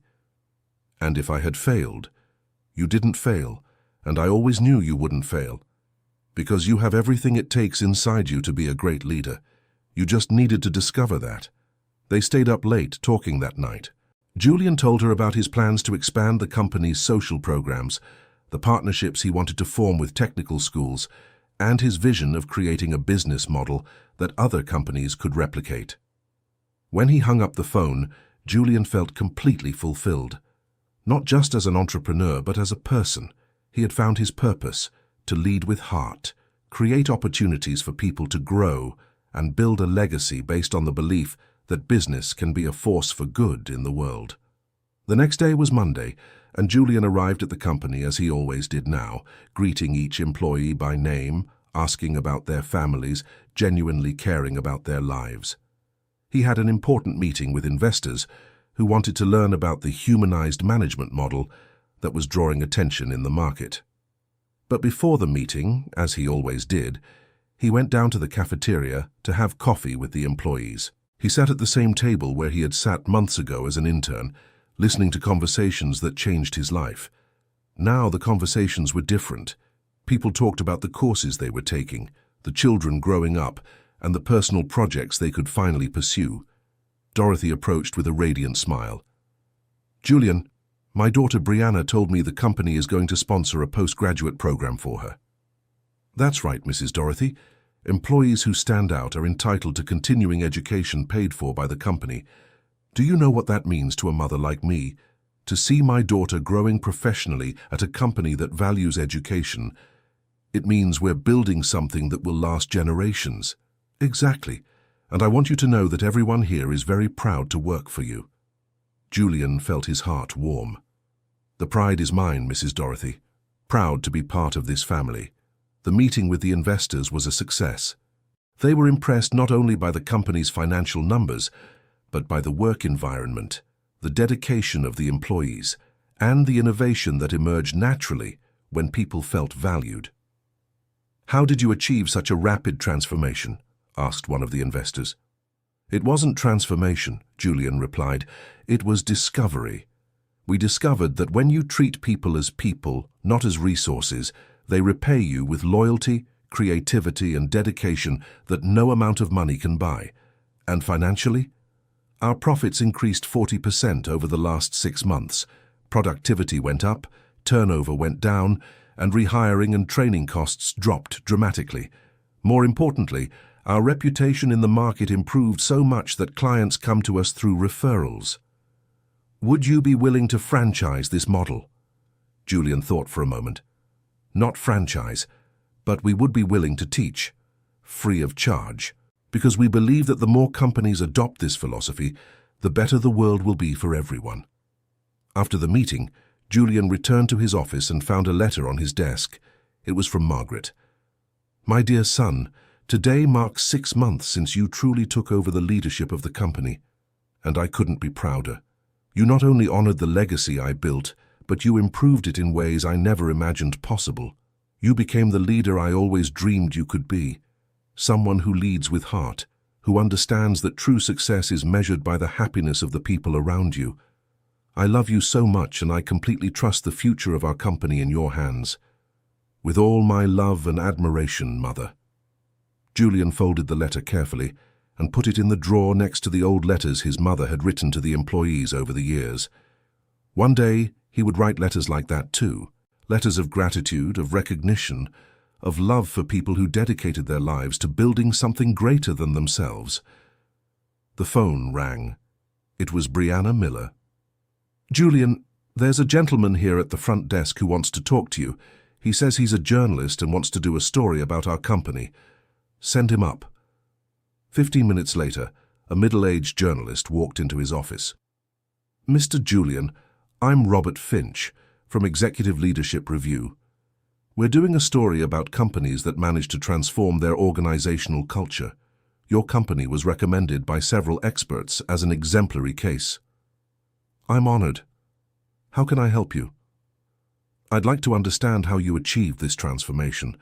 Our readers are business owners who would like to implement similar changes in their companies." Julian smiled. "The first thing they need to understand is that it's not about implementing changes. It's about rediscovering something that was always there: the people." "What do you mean?" "For years, the business world made us believe that employees are resources, numbers on a spreadsheet. But in truth, employees are partners. They're people with dreams, fears, ambitions, families. When you understand that, everything changes. And how can a business owner make that discovery?"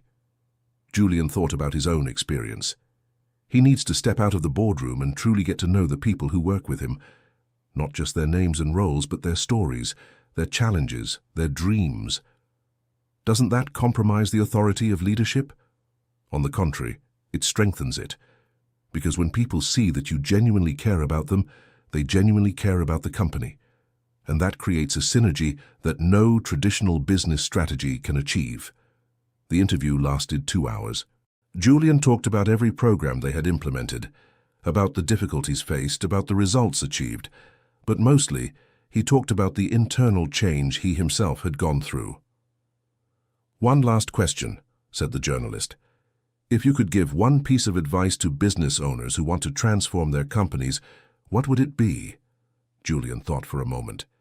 "That they remember that before being business owners, they are human beings, and that the people who work with them are also human beings. When you humanize business, business naturally becomes more successful. Why? Because happy people are more productive, more creative, more loyal. Because customers can tell when they're served by people who love what they do. Because suppliers prefer to work with companies that have a good reputation. And because society as a whole benefits when companies embrace their social responsibility." When the journalist left, Julian sat thinking about the conversation. He had articulated something he had been feeling, but hadn't yet put into words, that the company's transformation had, in fact, been his own personal transformation. At 6 in the evening, as he always did, Julian went downstairs to say goodbye to the employees before leaving. In the cafeteria, he found a small celebration. It was Mr. Silas's birthday. "Happy birthday, Mr. Silas," said Julian, approaching. "Thank you, son. 63 years old today.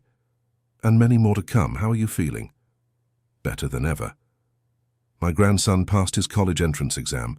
My health is good, and I work in a place where I feel respected and valued. What more could a man want?" Dorothy approached, carrying a homemade cake. "Julian, you're not leaving without having a piece of Mr. Silas's cake." "Of course not. Actually, may I make a toast?"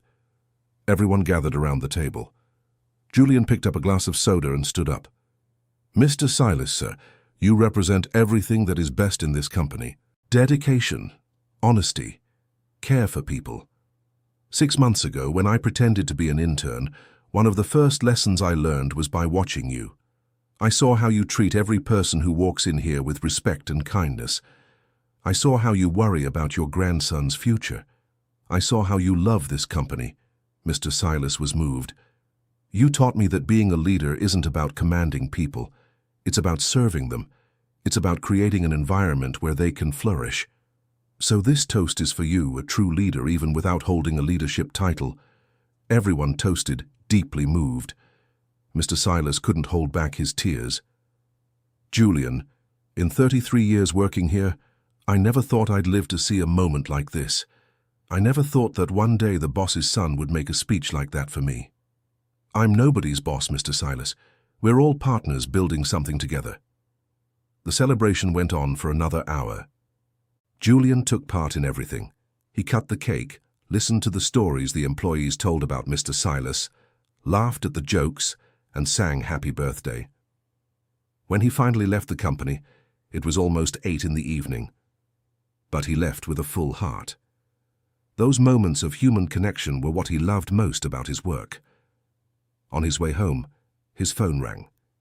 It was his mother. "Son, I saw the photos Dorothy posted from Mr. Silas's party. You were there." "Of course I was. It was his birthday." "You know, Julian, seeing you celebrate with the employees reminds me of why I created this company. It wasn't to make money. It was to build a community where people feel like they're part of something bigger. And you did, Mom, more than you did." "No, son, we did, because now you understand the vision and can carry it into the future." "I have a few ideas about that." "Tell me." Julian parked the car in the driveway and talked with his mother for another half-hour.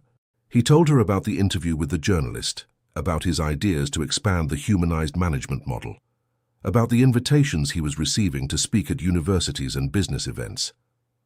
"I want to write a book," he said, "telling our story, showing that it's possible to do business differently." "What kind of book?" "A true account, starting with my arrogance and inexperience, going through the discovery I made by disguising myself as an intern, all the way to the transformation we went through. I want to show that change is possible when you're willing to question everything you believe." "And what would the title be?" Julian thought for a moment. "The Intern Director, How I Learned to Lead by Learning to Serve."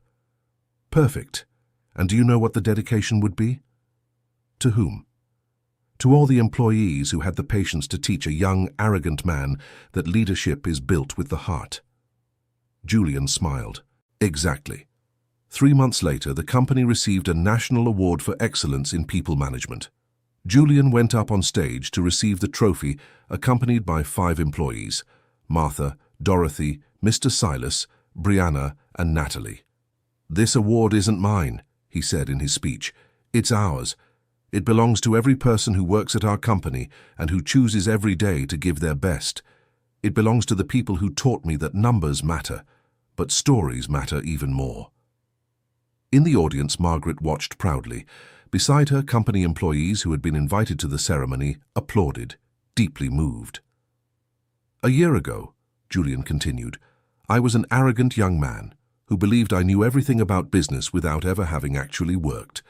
Today, I'm a humble businessman who knows I still have a lot to learn, and the difference between those two versions of myself was made by the extraordinary people I was lucky enough to meet." He looked at the employees standing beside him on stage. "Dorothy taught me that dignity has no price. Martha taught me that experience is the most valuable asset of any company. Mr. Silas taught me that kindness is a form of leadership. Brianna taught me that competence and humanity go hand in hand. Natalie taught me that taking care of people is taking care of the future." The audience was in complete silence, absorbed in the speech. "That is why this award will stay in our company's cafeteria, so that every day all employees can see that they are the ones truly responsible for this achievement." The applause was deafening. Journalists covering the event approached, wanting interviews. Business owners wanted to learn more about the management model, but for Julian the most important moment was when he stepped off the stage and saw his mother approaching with tears in her eyes. "Son, I have never felt so proud in my life. Thank you, Mom, for everything." "No, Julian, thank you for becoming the man and the leader I always knew you could be." A year later, Julian was back in the same storage room where it all had begun. But now he was not organizing old documents. He was helping Martha train a group of new employees. "The first thing you need to understand," Martha was telling the newcomers, "is that this is not an ordinary company. Here, you are not just employees. You are family." "What do you mean, Mrs. Martha?" asked a young woman in her 20s. Julian stepped forward. "It means that here you will find people who care about you as people, not just as workers. It means that your dreams and struggles matter to us. It means that you have room to grow, to make mistakes, to learn. And what do we expect from you in return?" Martha continued. "That you be genuine, that you give your best, that you treat your co-workers as family, and that you never forget that you are part of something bigger." Julian watched the scene, moved. 2 years earlier, he had been a lost young man who did not even know where to begin. Now he was helping other people begin their own journeys. His phone buzzed. It was a message from Dorothy. Julian, Brianna just had her baby, a beautiful little girl. Do you want to come meet her? Julian smiled and showed the message to Martha. Mrs. Martha, can you finish up here? I have somewhere important to be. Of course, dear. Go meet the newest member of the family. Julian left the company and headed to the hospital. In the room he found Brianna beaming, holding a tiny baby. Beside her were her husband and Dorothy, who could not stop smiling. Julian, Brianna said when she saw him. I'm so glad you came. How could I miss the arrival of a new member of the family? I want you to meet her. This is Abigail. Julian looked at the baby and felt a surge of emotion. Hi, Abigail. Welcome to the world. Julian, Brianna said, visibly moved. I wanted to thank you for everything. This little girl will grow up in a family that has security and hope because of what you did for us. Brianna, I'm the one who should be thanking you. You all taught me what truly matters in life. Dorothy approached. Julian, may I ask you a favor? Of course, Mrs. Dorothy. Would you be Abigail's godfather? Julian was speechless for a moment. It would be an honor. It would be for us too, because you are part of our family. Julian held the baby in his arms and looked at those smiling faces around him. Dorothy, who had become like a second mother to him, Brianna, who had grown professionally and become one of the most competent people in the company, Brianna's husband, who had gotten a better job after the company offered training courses for employees' family members. That was what her mother had tried to teach her all those years. That success wasn't measured in money or status, but in the quality of the relationships you build, in the positive difference you make in people's lives. 2 hours later, Julian left the hospital and decided to take a walk before heading home. The streets of New York City were busy, full of people coming back from work, each one with their own story, their own dreams and challenges. He thought about all the companies he passed by, all the commercial buildings, all the offices. How many people were working at that moment without feeling valued? How many talents were being wasted because they didn't find environments that allowed them to flourish? He took out his phone and called his mother. Mom, I'm thinking about expanding our model. What do you mean? Creating a consulting firm, teaching other companies to implement humanized management, showing that it's possible to do business differently. Are you sure? That would be a lot of work.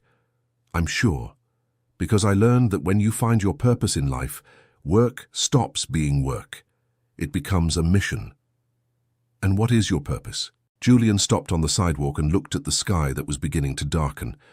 My purpose is to show the world that companies can be places where people flourish, where dreams come true, where humanity and profit go hand in hand.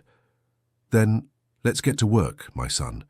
The world needs more business people like you. 6 months later, Julian was giving a lecture at one of the largest business schools in the country. The audience was made up of students, professors, and business people. I want to start my talk today with a confession, he said into the microphone. 3 years ago, I was exactly the kind of business person you shouldn't want to become. Laughter from the audience. I believed that employees were disposable resources, that empathy was weakness, that success was measured only in profit. And life taught me a lesson that changed all of that. He told the whole story, from the decision to disguise himself as an intern to the transformation they experienced as a company. He talked about each employee, each lesson learned, each moment of discovery. The question you must be asking yourselves is, does this really work financially? He said, walking closer to the audience. The answer is yes.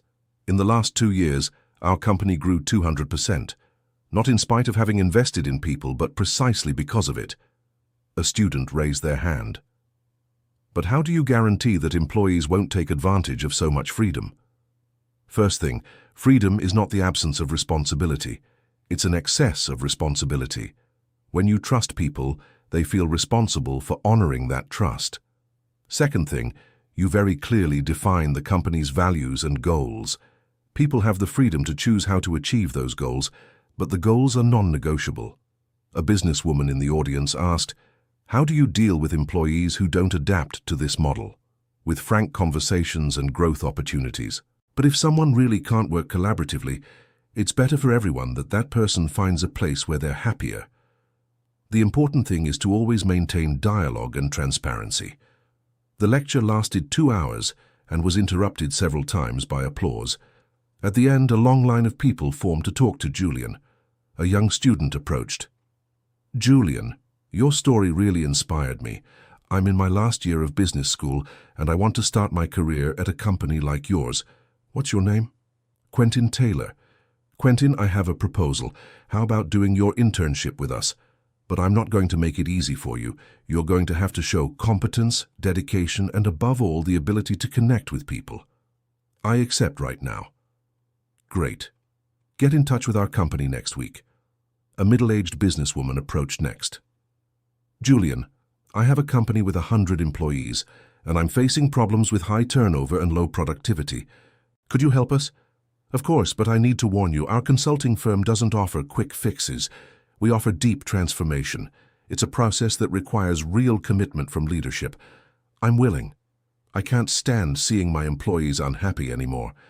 Julian scheduled a visit to her company for the following week. Throughout the evening, he received more than 20 similar proposals. When he got home, it was almost midnight. Margaret was in the living room reading a book. "How was the lecture?" "Better than I expected. I think we really managed to get the message across. And now, the real work begins. We have several companies interested in transformation, and each one is going to be a different challenge." Margaret smiled. "Remember when you were a kid and said you wanted to save the world?" "I remember. Maybe you won't save the whole world, but you're saving small worlds. The world of our employees, the world of their families, and now the worlds of other companies. It's a start. It's more than a start, son. It's a legacy." 2 years later, Julian's consulting firm had helped more than 50 companies implement humanized management models. Some transformations were complete, others partial, but all generated positive impacts on employees' lives. The original company kept growing and became a benchmark in the industry. Long-time employees took on leadership positions, always upholding the values they had learned. New employees arrived already knowing they were part of something special. One December afternoon, Julian was in his office organizing the annual reports when Martha knocked on the door. "Julian, may I come in?" "Of course, Mrs. Martha. How are things?" "I wanted to talk to you about retirement." Julian's heart sank. "You're thinking about retiring?" "I am. Not because I'm dissatisfied, quite the opposite, but because I want to enjoy my remaining years with my family, and mainly because I know I'm leaving the company in excellent hands. Mrs. Martha, I don't know how to thank you for everything you've done for me." "You've already thanked me, my dear, by giving me the opportunity to see this company become even better than I ever thought possible. You'll always have a place here. Even retired, I want you to keep coming by, giving advice, taking part in important decisions. It would be an honor. And I have a proposal. How about we create a program where retired employees of the company continue as consultants? That way we don't lose all that experience." Martha smiled. "I'd love to be part of that." Martha's retirement party was an emotional event. The whole building gathered in the break room, decorated especially for the occasion. Employees from every department prepared speeches thanking her for her dedication over 35 years. Julian spoke last. "Mrs. Martha, you are one of the most important people in my life. You taught me about dedication, about competence, about how to treat people with respect. You taught me that experience is a treasure to be shared, not kept to yourself." He paused, emotional. "You once said that knowledge didn't matter anymore. You were wrong. Knowledge is everything. And the knowledge you have isn't just in your head. It's in your heart. It's knowledge about how to care for people, how to build relationships, how to be a true leader. So this isn't a goodbye. It's a new chapter. You will continue to be part of this family, now as our special advisor." Martha couldn't stop crying. "Julian, when you arrived here 3 years ago pretending to be an intern, I never imagined that shy boy would become the leader you've become. It's because you and everyone here taught me. You gave me patience when I didn't deserve it. You gave me affection when I didn't yet know how to return it. You gave me the chance to make mistakes and learn. The party went on late into the night. Employees shared stories about Martha, thanked her for her help during difficult times, and promised to keep alive the lessons she had imparted. When everyone had left, Julian stayed alone in the break room tidying up the decorations. Margaret appeared to help him. "It was beautiful to see how people admire Martha," she said. "She deserves it. She's one of the most principled people I've ever met." "And you, Julian, how do you feel now?" "Fulfilled, because I kept the promise I made to you 3 years ago." "What promise?" "To honor the legacy you built, to take care of people like family, to show that business can be a force for good." Margaret hugged her son. "You've done more than honor the legacy, Julian. You've created a legacy of your own." "Our legacy, Mum, because none of this would be possible without the foundation you built." 6 months later, Julian was giving an interview for a television program about social entrepreneurship. "Julian, your company has become a case study at several universities. What do you think sets your management model apart?" "The foundation of everything is a simple belief. Happy people produce better results. It seems obvious, but many companies still haven't figured that out." "How did you discover this philosophy?" Julian smiled. "Through an experience that changed my life. I disguised myself as an intern in my own company to find out what was really going on, and what I discovered completely transformed me.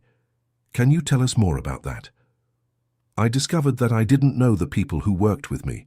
I didn't know their names, their stories, their dreams, and worse, I found out someone was taking advantage of my inexperience to hurt those people." "And how did you turn that situation around?" "With a lot of humility. I had to acknowledge my mistakes, apologize, and above all, prove through actions that I truly wanted to change." "What was the employees' reaction?" "At first, distrust. That's natural. But when they saw that the changes were real and lasting, they became the company's biggest advocates." "And financially, how does it look?" "Better than ever.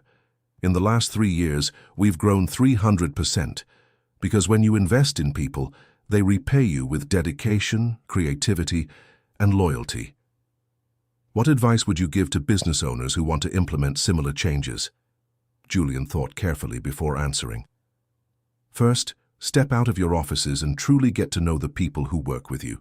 Second, listen more than you speak. Third, be vulnerable. Admit when you're wrong.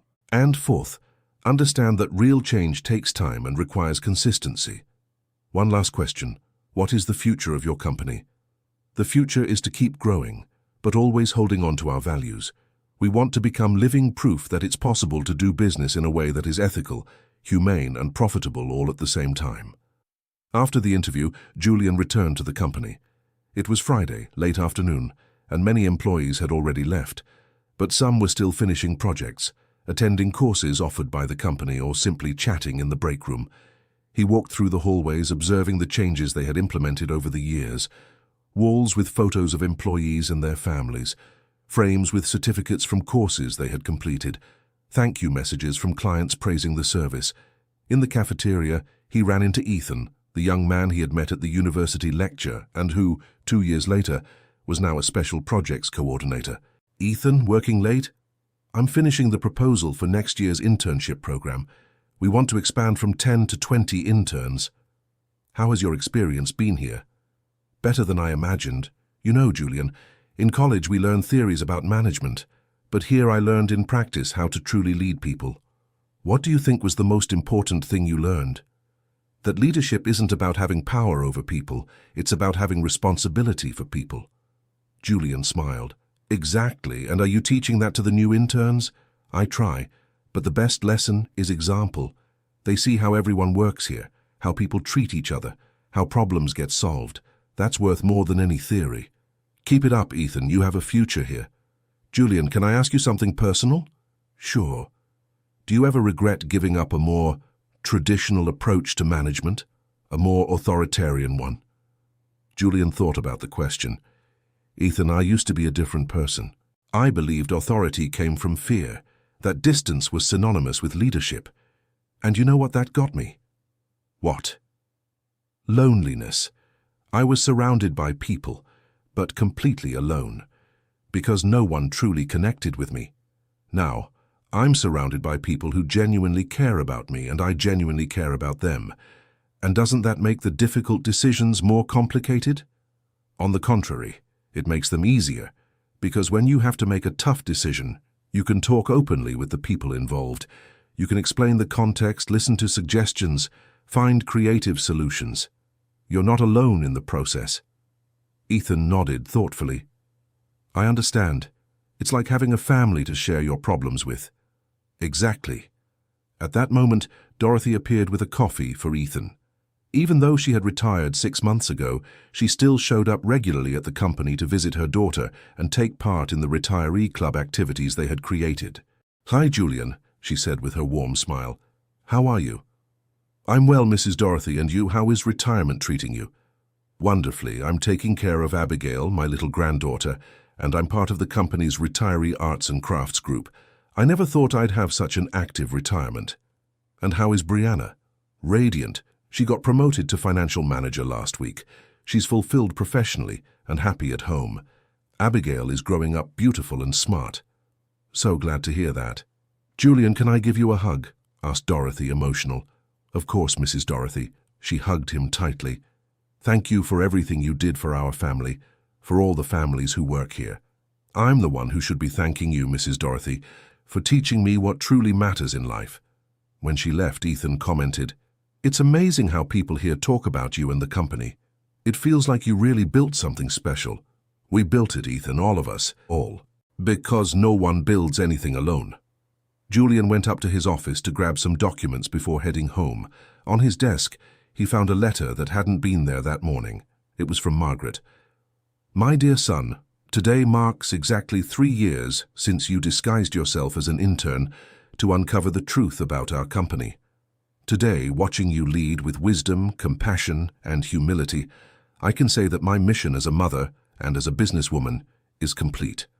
You have become much more than a good leader. You have become an extraordinary human being, and that is what makes me most proud. With all my love and eternal admiration, Mum. Julian folded the letter carefully and placed it with all the other special letters he had collected over the years. Letters from employees thanking him for opportunities. Letters from clients praising their customer service. Letters from students who had been inspired by his lectures. He picked up his phone and recorded a voice message for his mother. Mom, I got your letter, and I want you to know that if I became the person I am today, it was because I had the most perfect example possible at home. You taught me the right values. I just needed time to understand them. I love you so much. Before leaving, Julian took his traditional walk through the company's floors. It was something he had kept up since his days as an intern, always ending the day by talking with the people who were still working. On the 5th floor, he found a team finishing up an important project. On the 4th floor, he saw employees taking an English course offered by the company. On the 3rd floor, he ran into Mr. Silas, who, even though retired, still showed up on Fridays to visit his old colleagues. Mr. Silas. What a pleasant surprise. Julian, my boy, I came by to see the gang and catch up. How's your grandson? Graduating in engineering this year. And you know what he told me yesterday? What? That he wants to intern here when he graduates. He said he wants to work at a company that treats people the way you do. It would be an honor to have him on the team. And I'd be proud to see 3 generations of my family working at this company. Julian felt deeply moved. Mr. Silas, when I disguised myself as an intern 3 years ago, one of the first lessons I learned was by watching you. I saw how you treated every person with kindness, how you genuinely cared about everyone's well-being. Oh, Julian, no, let me finish. You taught me that leadership isn't about position or salary. It's about character. You're a natural leader, even without ever having held an official title. Mr. Silas was moved. Thank you, my boy, but the one who really changed everything here was you. We changed it together, Mr. Silas, all of us. When Julian finally left the company, it was already almost 9 at night. But he left with a full heart, as always happened when he ended the day connected with the people who worked with him. In the parking lot, he ran into Brianna, putting her daughter in the car seat. Brianna, working late. Just finishing the quarterly reports. But Abigail stayed at the company daycare, so it was easy. How is she? Growing up fast. And the most interesting thing is that she already knows everyone here. When she grows up, she'll have fond memories of this place. That's what we want, for the next generations to see this company as a good place where people are happy. Julian, can I tell you something? Of course. Last week, Abigail said her first word. Guess what it was? I don't know. Juju. Trying to say Julian. You're one of the first people she's recognized in her life. Julian was moved. Wow, Brianna, It means you've been part of her family from the very start, and that's a gift you've given us. They said goodbye and Julian got in his car.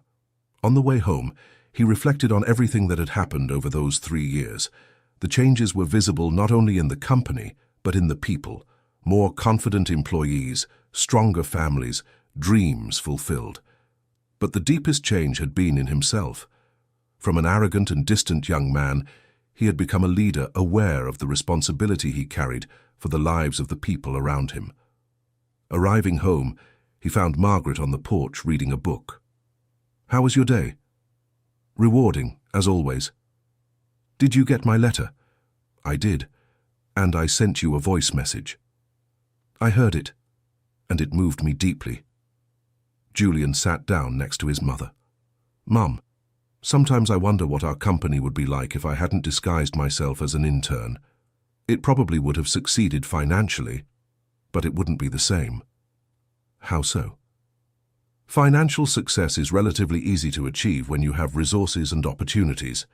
But human success, that is much rarer and much more valuable. And do you think we've achieved human success? Margaret smiled. Julian, have you ever stopped to count how many lives have been positively impacted by our decisions? Not exactly. I have. 170 direct employees. If we consider their families, we're looking at over 500 people. If we include the employees at the companies we've consulted for, we reach more than 2,000 people whose lives have been improved because of what we've built. Julian was impressed by the numbers. And that's not even counting, Margaret continued, the students who attended your lectures and changed the way they think about leadership, or the business owners who read about our model and decided to humanize their own companies. I had never thought about the impact that way. That is what I call human success. When you're able to create positive waves that spread far beyond your immediate environment. They stayed up talking late into the night. Julian shared his plans to expand the consulting firm, the international partnership proposals he was receiving, and the book he was writing to document the entire experience. There's something I want to do, said Julian. What? I want to create a foundation to support small business owners who want to implement humanized management but don't have the resources to hire consultants. Tell me more. I often receive requests for help from small business owners who would like to treat their employees better but don't know how. The foundation would offer free consulting, courses, and educational materials. And how would it be funded? Partly with resources from our company, partly with donations from other companies that have already implemented the model, and partly with contributions from business owners who have benefited from our consulting. Margaret grew thoughtful. It's a beautiful idea and a necessary one. Would you support it? I would support it and participate actively. I've always dreamed of seeing our model replicated on a large scale. Then let's make it happen. 6 months later, the Humanistic Leadership Foundation was officially launched. The opening event took place in a university auditorium and brought together business owners, students, employees, and representatives from social organizations. Julian stepped onto the stage for the opening speech. 4 years ago, I was a young business owner who believed employees were just numbers on a spreadsheet. Today, I'm here to talk about the transformative power of treating people as people. The audience sat in absolute silence. This foundation was born from a conviction that humanized management cannot be a privilege reserved for large corporations. Small business owners, cooperatives, family businesses, they all deserve access to tools that help them create work environments that are more humane and more productive. Our mission is simple: to democratize knowledge about leadership based on human values, to offer resources, consulting, and support to anyone who wants to make a difference in the lives of their employees. Julian paused and looked at Margaret, who was in the front row smiling proudly. But this foundation isn't just about teaching, it's also about learning, because we believe every company, regardless of size, has something to teach us about humanity, about creativity, about resilience. After the speech, Julian took part in a panel discussion with other business owners who had implemented similar models. It was gratifying to hear how each one had adapted the concepts to their specific reality. Julian asked a businesswoman from the audience, "What is the biggest challenge in implementing humanized management in small businesses?" The biggest challenge isn't financial, as many people think. It's cultural. Many small business owners believe they have to be authoritarian in order to be respected. They need to learn that respect is earned through example, not fear. And how does the foundation intend to help with this cultural change? Through practical examples, we're going to connect business owners who want to change with business owners who have already changed. We'll show real cases of transformation, and most importantly, we'll offer support throughout the change process. The foundation started by serving 10 small businesses. Within 6 months, there were already 50. Within a year, more than 200 companies had participated in its programs. The results were encouraging. Companies reported reduced turnover, increased productivity, improved work environments, and, in many cases, financial growth. On a Thursday afternoon, Julian was visiting one of the businesses served by the foundation. It was a family-run coffee shop in upstate New York with 12 employees. "Mr. Julian," said Mrs. Maria, the owner, "I don't know how to thank you for your help. How are things around here?" "Much better. We implemented several of the consultant's suggestions. We created a profit-sharing program, offered courses for the employees, improved communication." "And the results?" "Sales increased by 30%, but the most important thing is that everyone works happier. My employees arrived smiling in the morning." Julian observed the atmosphere of the coffee shop. There was a mural with photos of the employees and their families, a board with messages from customers praising the service, a reserved space for employees to rest. "What else has changed?" he asked. "My relationship with the employees. Before I was just the boss. Now they see me as a partner. They talk to me about personal problems, give suggestions to improve the coffee shop. They feel like owners of the business."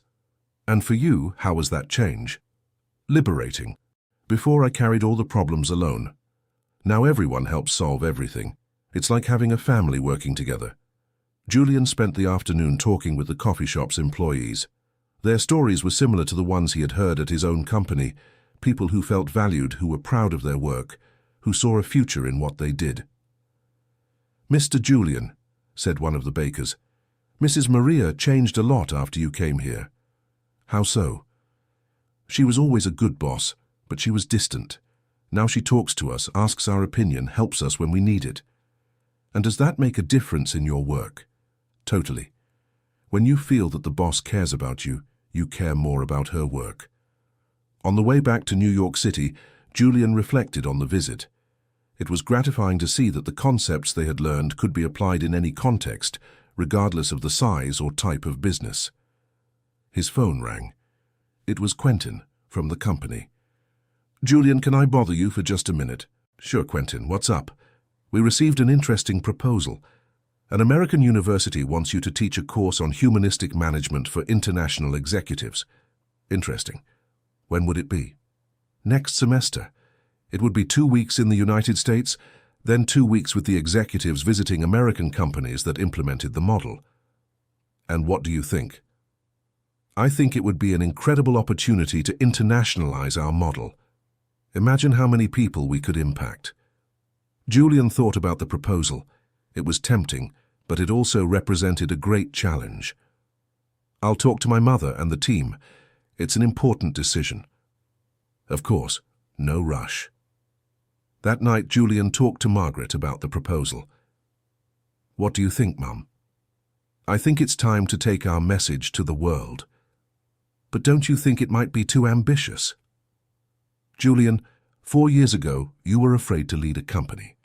Today, it's transforming companies all across the United States. Why stop now? It's just that succeeding here in our cultural context is one thing, But will it work in other countries? Human values are universal, son. Respect, dignity, care, those have no borders.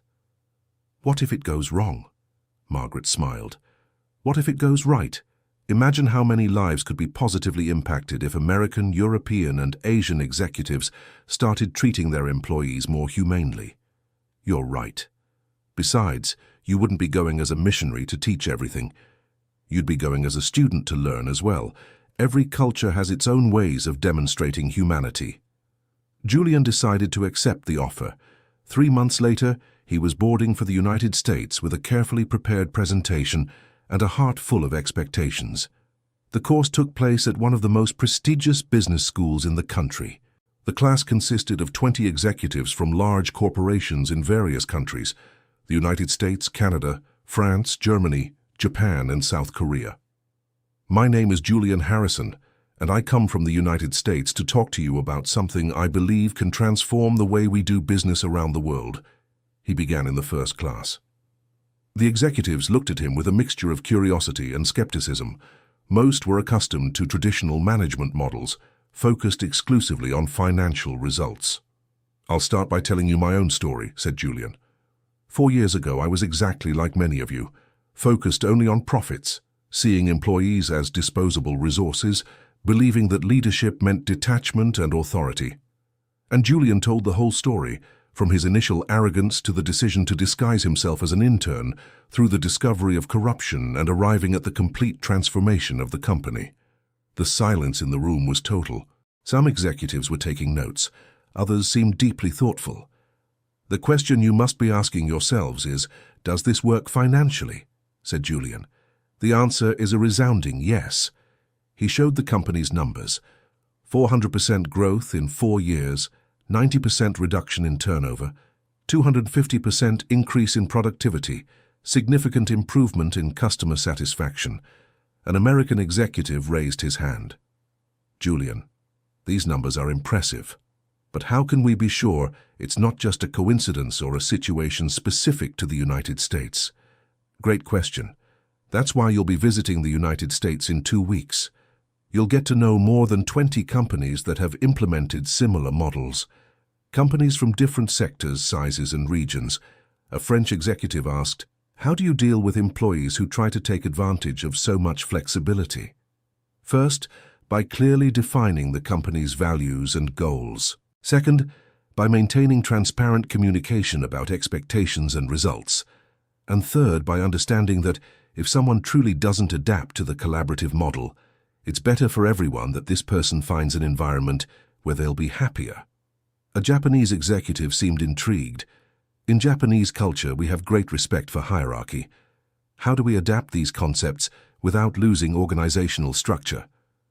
Hierarchy and humanity are not opposites, Julian replied. You can maintain clear structures of responsibility while treating all people with dignity and respect. In fact, when employees feel valued, they respect leadership even more. The classes extended over 2 weeks. Julian presented case studies, simulations, methodologies for gradual implementation of changes. But the most important part was the informal conversations during breaks, when executives shared their own challenges and insights. Julian, said a German executive during one of the breaks, your approach reminds me of concepts we have in Germany about co-management and employee participation in decision-making. That's true. Many cultures already have elements of humanized management. What I'm proposing is to systematize and expand those concepts. How would you handle pressure from shareholders who only want to see numbers growing? By showing that numbers grow more and more sustainably when people are engaged, a happy employee is more productive, more creative, more loyal. That translates into better financial results in the medium and long term. In the final class of the American module, Julian proposed a closing exercise.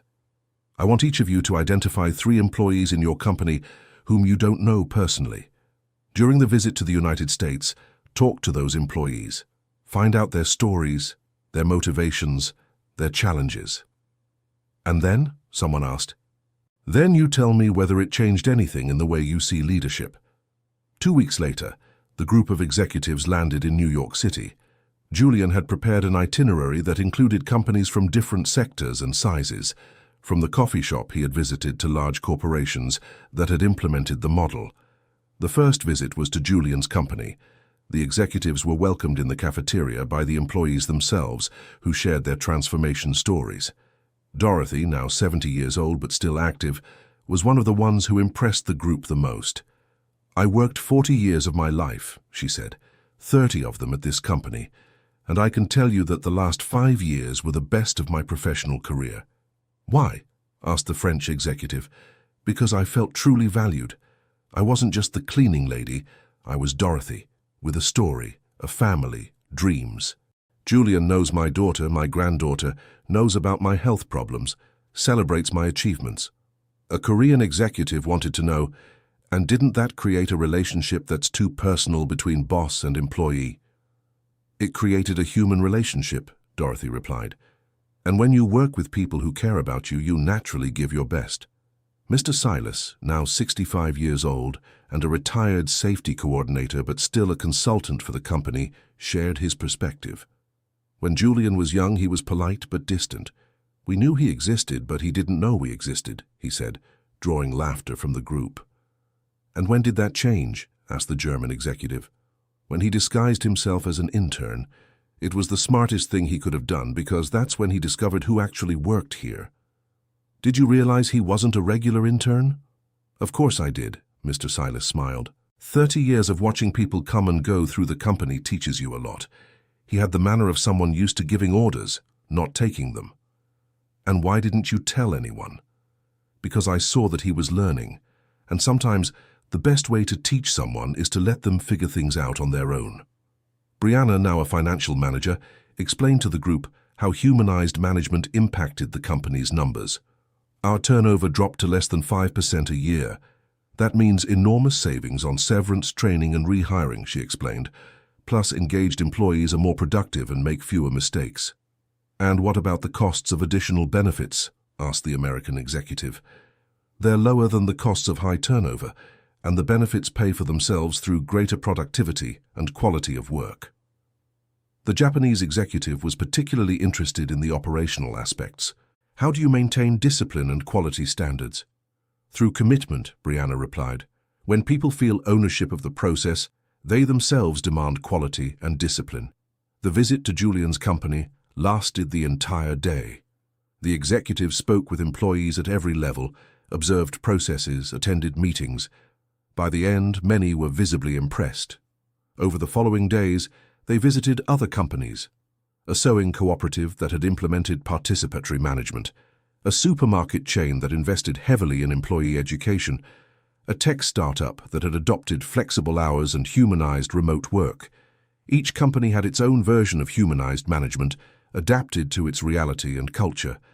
But they all shared common elements: respect for people, transparent communication, growth opportunities, and a sense of community.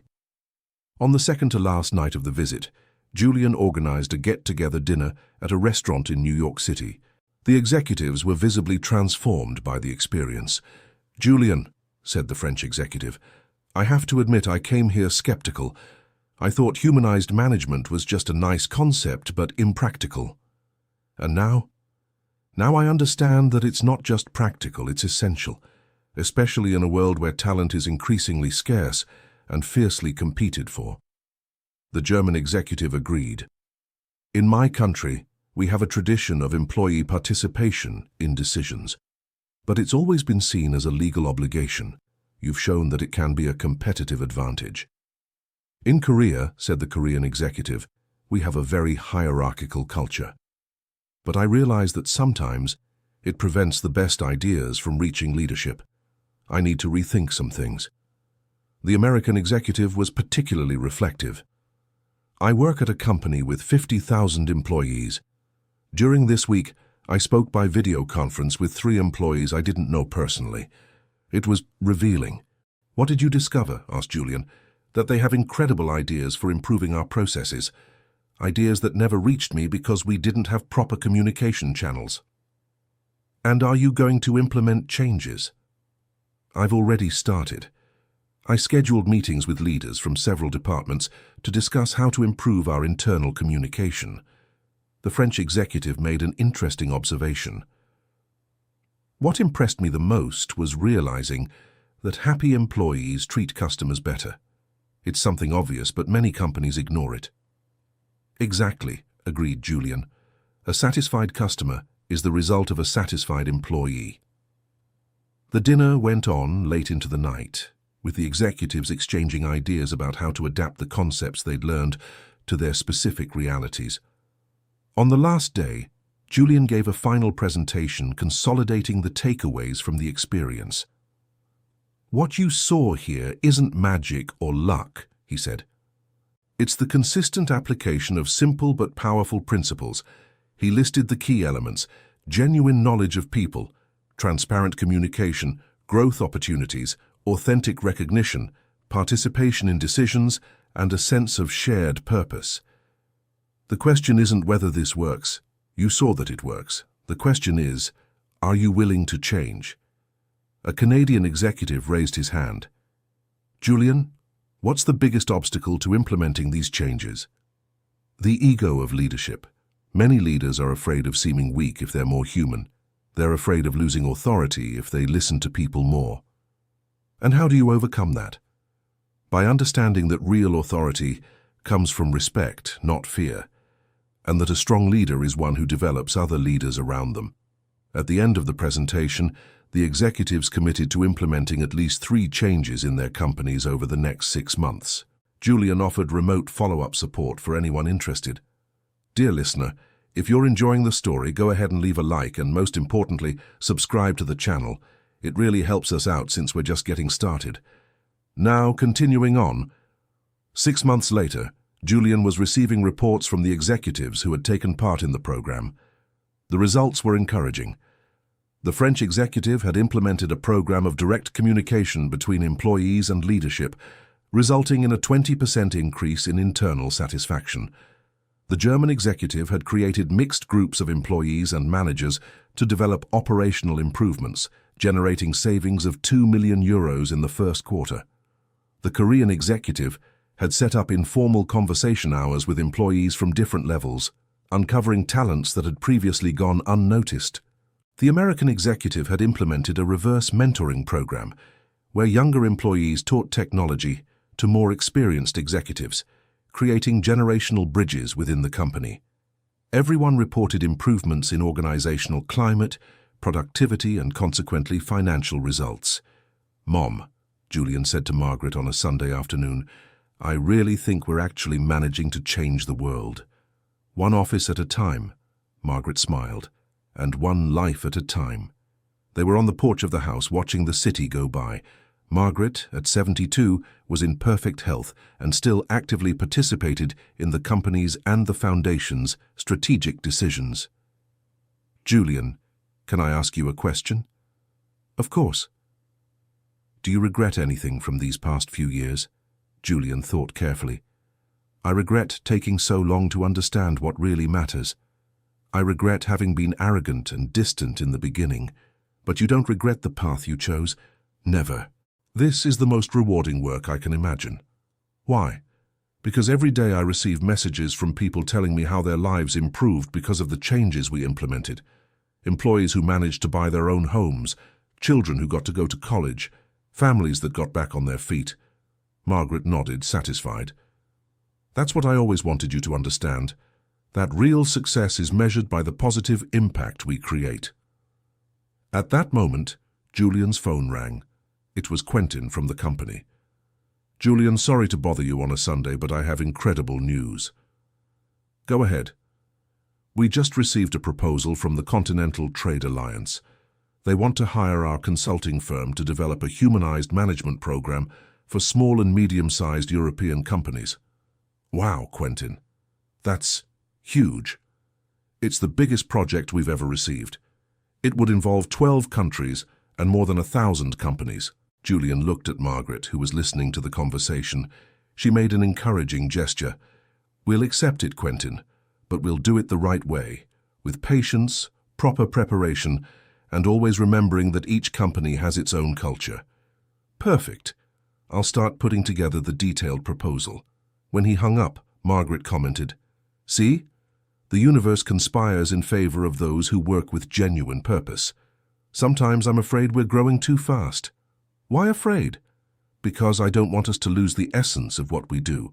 I don't want us to become just another business consulting firm." Margaret held her son's hand. "Julian, you've changed so much that sometimes I forget you're still young. You still have decades ahead of you to keep refining and spreading this message. And you? Will you join me on this journey? As long as I have my health and my wits, I'll be by your side. And when I'm no longer here, you'll already have an incredible team to carry on the work." Julian preferred not to think about the day his mother would no longer be present. She had been his greatest inspiration and mentor, and he imagined it would always be that way. 2 weeks later, a company team was flying to Brussels to present the proposal to the Continental Trade Alliance Committee. Julian led the group, accompanied by Brianna, Quentin, and 3 more specialists. The presentation took place in an imposing auditorium, with representatives from all member countries. Julian began the way he always did, by telling his own story of transformation. "5 years ago, I was an arrogant young businessman who believed he knew everything about business. Today, I'm here as proof that change is possible when we have the humility to learn." He talked about the experience of disguising himself as an intern, about the discoveries he made, about the company's transformation and the results achieved. A representative from Germany asked, "How can we ensure these concepts work in cultures as different as the Italian and Finnish ones?" "Human values are universal," Julian replied. "Respect, dignity, opportunity for growth. These have no borders. What changes is the way we express and implement those values." "Could you give practical example?" asked a representative from France. Brianna took over this part of the presentation. "In Italy, where family is central, we can focus on policies that support work-life balance. In Germany, where efficiency is valued, we can show how engaged employees are more productive. And in France," Quentin continued, "where there is a tradition of labor movements, we can emphasize how humanized management reduces conflict and creates genuine partnerships between leadership and employees." A representative from Denmark made an interesting observation. "You talk about humanized management as if it's new, but many European companies already have similar traditions." "Exactly," Julian agreed. "We're not trying to impose a foreign model. We're offering tools to systematize and improve practices that often already exist intuitively." The presentation lasted 3 hours, including questions and discussions. At the end, the committee requested 2 weeks to evaluate the proposal. During the wait, Julian and his team visited some European companies to better understand local challenges. They found contexts very different from the American one: stricter labor laws, more organized unions, more formal corporate cultures. But they also found familiar elements: disengaged employees, distant leadership, untapped potential. At a German engineering company, Julian talked with employees who could have come straight from his own experience as an intern. "The director doesn't even know our names," said a 30-year-old engineer. "To him, we're just employee ID numbers." "And how does that affect your work?" "We do the minimum required. Why should we try harder if we're not recognized?" At a French tech company, the situation was similar. Talented employees felt underutilized because their ideas never reached leadership. "We have a suggestion system," explained a programmer, "but it's just for show. The suggestions are filed away without ever being reviewed." Julian saw this as confirmation that the problems were truly universal, regardless of country or industry. 2 weeks later, they received the response from the Continental Trade Alliance. The proposal had been approved unanimously. The project would last 3 years and involve companies from all member countries. Julian and his team would be responsible for training local consultants who would then multiply the knowledge in their respective regions. "It's a dream coming true," Julian said to Margaret on the phone. "And also a huge responsibility," she replied. "You're going to impact thousands of lives. I'm afraid I won't measure up." "Julian, you've already proven you measure up. Now you just have to keep doing what you do best, treating people like people." The European project began 6 months later. Julian established a base in Chicago, from which he coordinated activities across the entire continent. Brianna handled the financial and administrative side. while Quentin managed the training of local consultants. The first results appeared quickly. Companies reported improvements in organizational climate, fewer labor disputes, and increased productivity. But what impressed Julian most were the personal stories, like that of Hans, a 50-year-old German factory worker who had regained his motivation after his supervisor began valuing his experience. Or that of Maria, a Spanish employee who had suggested an innovation that saved her company thousands of euros. During a visit to a Dutch company, Julian witnessed a scene that deeply moved him. A director was casually chatting with employees during their coffee break, asking about their families and hobbies. "How was it implementing these changes?" Julian asked the director afterward. "At first it was difficult," he admitted. "I was used to keeping professional distance, but I discovered that getting to know people doesn't diminish my authority. On the contrary, it increases the respect they have for me. And the results? Spectacular. Our team is more united, more creative, more willing to go above and beyond." Stories like that repeated all across Europe. Julian realized there was something universal about the human need for recognition and appreciation. At a conference in London, a journalist asked him about the secret to his model's success. "There's no secret," Julian replied. "What we do is simply remind people that employees are human beings with stories, dreams, and potential. When you treat someone as a person, that person responds as a person." But isn't that obvious? It should be. But decades of business education made us forget that. We were taught to see employees as resources, not as partners. After 2 years of the European project, Julian decided to return to the United States. He missed the original company, the family he had built there. On the eve of his return, he received an unexpected call. It was a Chinese executive who had heard about his work in Europe. "Mr. Julian, we would like to invite you to implement your model in China." "That's an interesting invitation, but I need to better understand the cultural context." "We understand. That's why we'd like you to visit some of our companies first." Julian was tempted, but he decided to prioritize the United States. There was much work to be done at home, and he wanted to be close to Margaret, who at 74 deserved to have her son nearby. When he returned to New York City, he was welcomed as a hero by the company's employees. A surprise party had been organized in the cafeteria, complete with cake, decorations, and heartfelt speeches. "Julian," said Dorothy, now 72 but still actively involved, "we missed you around here." "I missed all of you too." "And how was it over there in Europe?" "Amazing. I met wonderful people and learned that the problems and solutions are similar anywhere in the world." Mr. Silas, now retired but still a regular visitor to the company, approached. "So, my boy, did you conquer the world?" Julian laughed. "I didn't conquer anything, Mr. Silas. I just helped some people discover the best in themselves." "That's right. The world doesn't need to be conquered. It needs to be cared for." That evening, Julian had dinner at home with Margaret. She wanted to know every detail of the European experience. "What impressed me most," Julian told her, "was realizing that the problems are the same regardless of the country. Undervalued employees, distant leadership, wasted potential. And are the solutions similar too?" "Yes. Communication, respect, opportunities, recognition. The basic elements of human dignity." Margaret became thoughtful. "You know, Julian, sometimes I think you've discovered something humanity lost along the way." "What do you mean?" "For millennia, people worked in small groups, knew each other personally, and took care of one another. Industrialization created efficiency, but it also created distance. And now? Now you're showing that it's possible to have efficiency with humanity, that we don't have to choose between productivity and caring for people." "That's our mission, isn't it, Mum?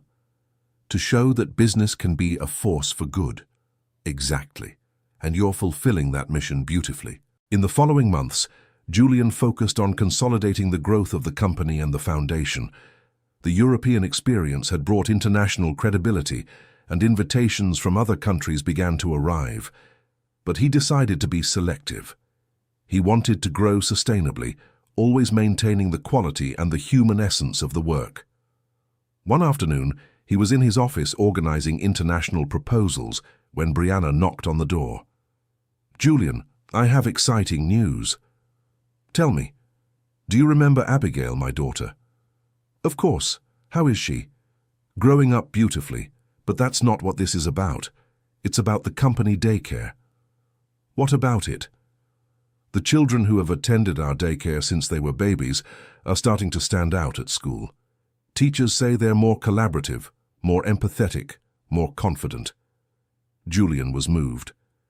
"Do you think it has to do with the environment they experienced here?" "I'm sure of it. They grew up seeing adults treating each other with respect, seeing conflicts resolved through dialogue, seeing people of different ages and backgrounds working together. That means that we're impacting the next generation. These children will grow up with a different view of how people should relate at work." That conversation gave Julian a new perspective on the work they were doing. It wasn't just about improving current companies, but about shaping a future generation with more human values. He decided to expand the daycare program and create partnerships with schools to bring concepts of collaboration and empathy into education. In a meeting with educators, Julian explained his vision.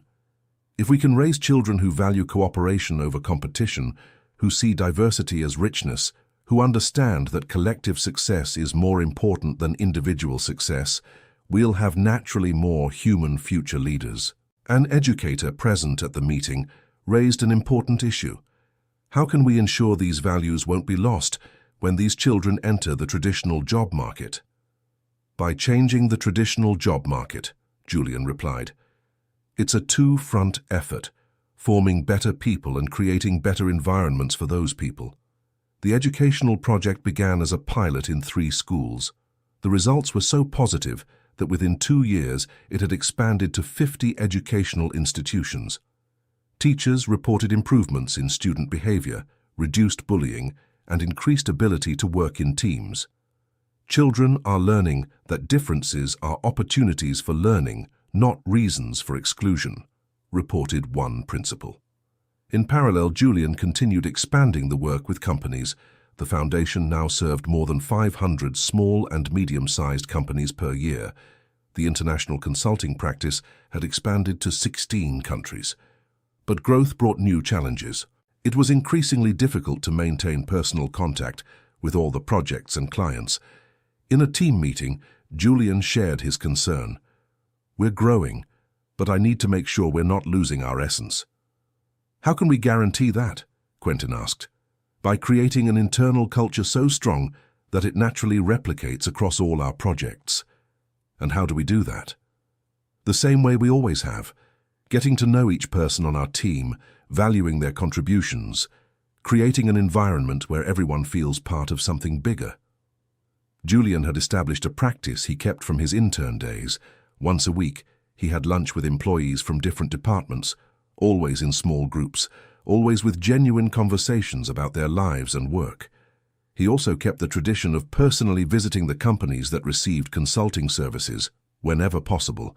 He wanted to see with his own eyes the results of the transformations. On one of these visits, to a metalworks in Texas, he witnessed a scene that left a deep impression on him. An elderly worker was teaching old welding techniques to a group of young apprentices. But it wasn't just a technical transfer. The man was telling stories about the profession, about the pride of a job well done, about the importance of every piece in building something bigger. "Mr. Antonio," Julian said as he approached, "have you been working here long?" 42 years, young man. I saw this company be born and grow." "And has this relationship between veterans and newcomers always been like this?" No. Before, everyone stayed in their own corner. But after you all came here, the company owner created this mentoring program. Now the older ones teach the younger ones, and the younger ones bring new ideas to the older ones." "How does it feel to be a mentor?" "Fulfilled, young man. Very fulfilled. Because I know that everything I learned in life won't die with me. It will live on through these boys." Julian watched the young apprentices listening attentively to the veterans' explanations. There was mutual respect, genuine exchange of knowledge, a sense of continuity. "And you?" he asked the apprentices. "What is it like learning from Mr. Antonio?" "It's incredible," one of them said. "He doesn't just teach the technique, he teaches the love for the profession. He tells stories that make us understand that we are part of a tradition, of something that has value," another added. That scene summed up everything Julian had learned over the years, that work wasn't just about production or profit, but about human connection, about shared purpose, about legacy. When he returned to New York City that night, he called Margaret. "Mom, I visited the metalworks in Texas today. How are things over there?" "Beautiful. I saw a 60-year-old worker teaching young people with the same affection a grandfather teaches his grandchildren. That's what I've always talked about, son. When you create a family environment, people naturally take care of each other. These young people will carry this experience for the rest of their lives. They'll understand that work can be a place of growth, connection, fulfillment. And when they become leaders, they'll replicate what they learned." "That's it, Mom. We're planting seeds that will bloom for generations." Margaret was silent for a moment. When she spoke again, her voice was emotional. "Julian, I want to tell you something." "Go ahead, Mom." "I am very proud of who you've become. But above all, I'm at peace, because I know that when I'm no longer here, you'll continue spreading love and humanity around the world." "Mom, don't talk like that. It's not sadness, son. It's gratitude. Gratitude for having lived long enough to see you become the extraordinary man you are today." Julian preferred to change the subject. He didn't like thinking about the possibility of losing Margaret. 2 months later, on a Tuesday morning, Julian was in a meeting when his secretary knocked urgently on the door. "Julian, sorry for the interruption, but it's about your mother." His heart froze. "What happened?" "She got sick at home. She's already on her way to the hospital." Julian rushed out of the company and drove like he'd never driven before in his life. At the hospital, he found Margaret conscious, but clearly fragile. "Mum, how are you feeling?" "I'm fine, son. It was just a scare." But the doctors were clear. Margaret had suffered a mild heart attack. She would need special care and lifestyle changes. "She's stable," the cardiologist explained, "but she needs to slow down her pace of activities and follow the treatment rigorously." Julian spent the next few days at the hospital, never leaving his mother's side. Company employees took turns visiting her, bringing flowers, cards, and plenty of affection. "Look at that," said Margaret, watching the people moving about the room. "We really did build a family, didn't we?" "We did, Mom, and everyone is worried about you." "I don't want them to worry. I want them to keep working, building, taking care of each other. You're going to be fine. You'll recover and keep being our advisor for many years." Margaret smiled, but Julian noticed a new fragility in her eyes. When she was discharged a week later, Julian made a decision. He was going to drastically cut back on his travel and outside commitments to stay closer to his mother. "Julian, I don't want you to change your life because of me," Margaret protested. "It's not because of you, Mom. It's because of me. I need to be near you. And the international projects, they'll continue. But now I have a competent team that can lead those efforts. My place is here, taking care of the one who always took care of me." Julian delegated the coordination of the European projects to Quentin, who had proven himself extremely competent. Brianna took over the general management of the consulting firm. He would focus on the original company and the National Foundation. "Are you sure about this decision?" Brianna asked. "Absolutely. I've learned that there's no point in conquering the world if we lose what matters most in the process." In the following months, Julian began working part-time, devoting his afternoons to accompanying Margaret to doctor's appointments, physical therapy, and leisure activities. He discovered that this slower pace actually improved his leadership skills. He had more time for reflection, for deep conversations with the team, for strategically planning the future. "You know, Mom," he said one afternoon as they walked through the park near home, "I think I've learned more about leadership in these past few months than in all the previous years." "Why?" "Because I finally understood that leading isn't about always running, always being busy. It's about being present, being available for people when they need you." "And how has that changed the way you work?" Now I actually listen when someone comes to talk to me.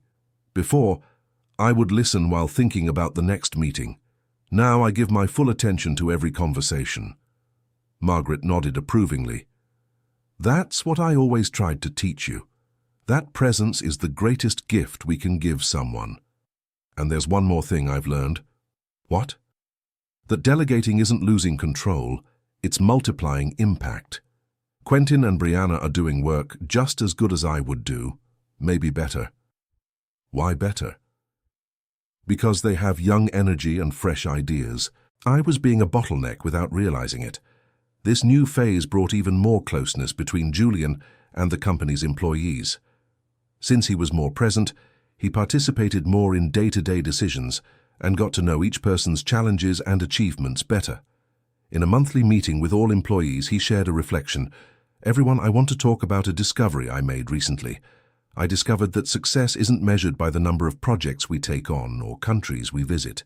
It's measured by the quality of the relationships we build." "What do you mean?" asked a younger employee. "When my mother got sick, I realized that all the success in the world wouldn't mean anything if I lost the chance to take care of the one who always took care of me, and that made me rethink my priorities."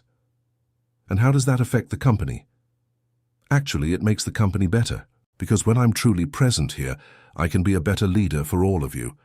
Martha, now 75 years old but still an active consultant, raised her hand. "Julian, may I make an observation?" "Of course, Mrs. Martha." "These past few months, I've noticed you've changed again. You're wiser, more thoughtful.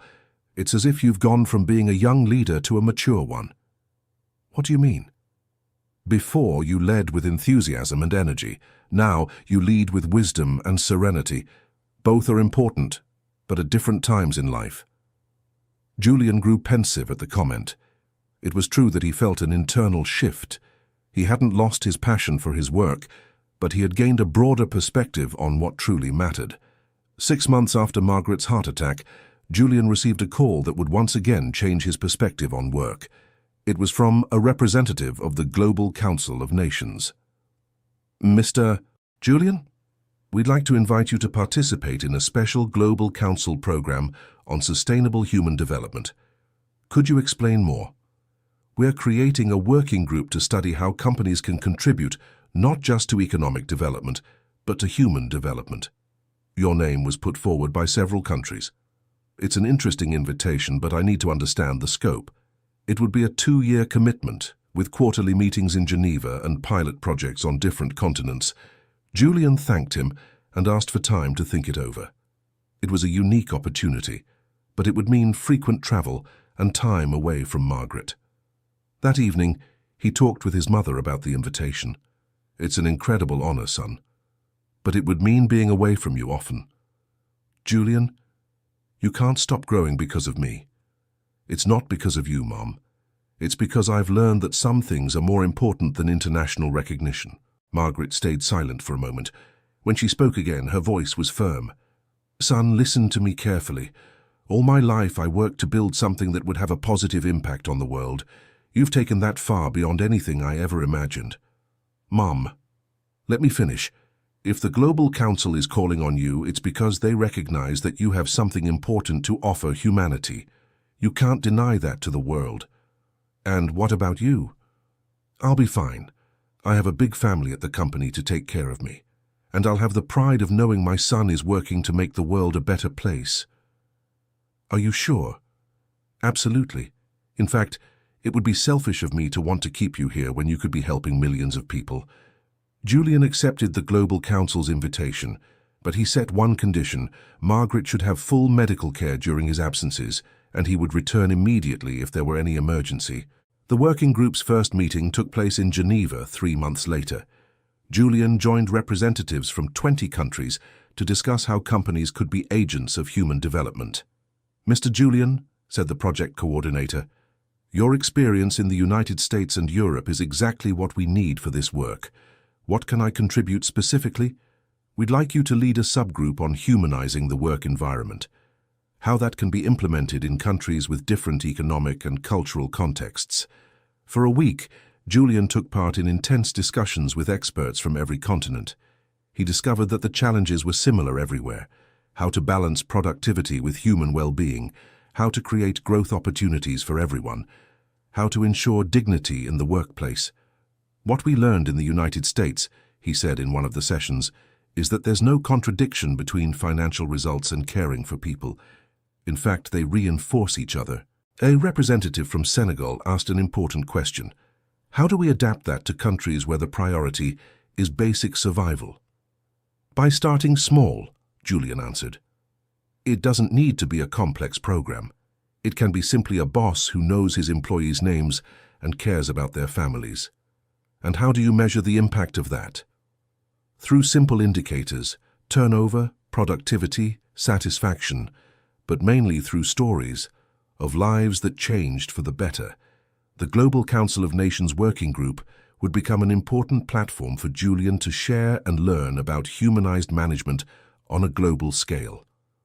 Over the next 2 years, he traveled to more than 30 countries, studying different approaches to human development through work. In Bhutan, he met companies that measured success through their Gross National Happiness Index. In Canada, he saw cooperatives that operated like true communities. In New Zealand, he observed how Maori companies integrated ancestral values with modern management practices.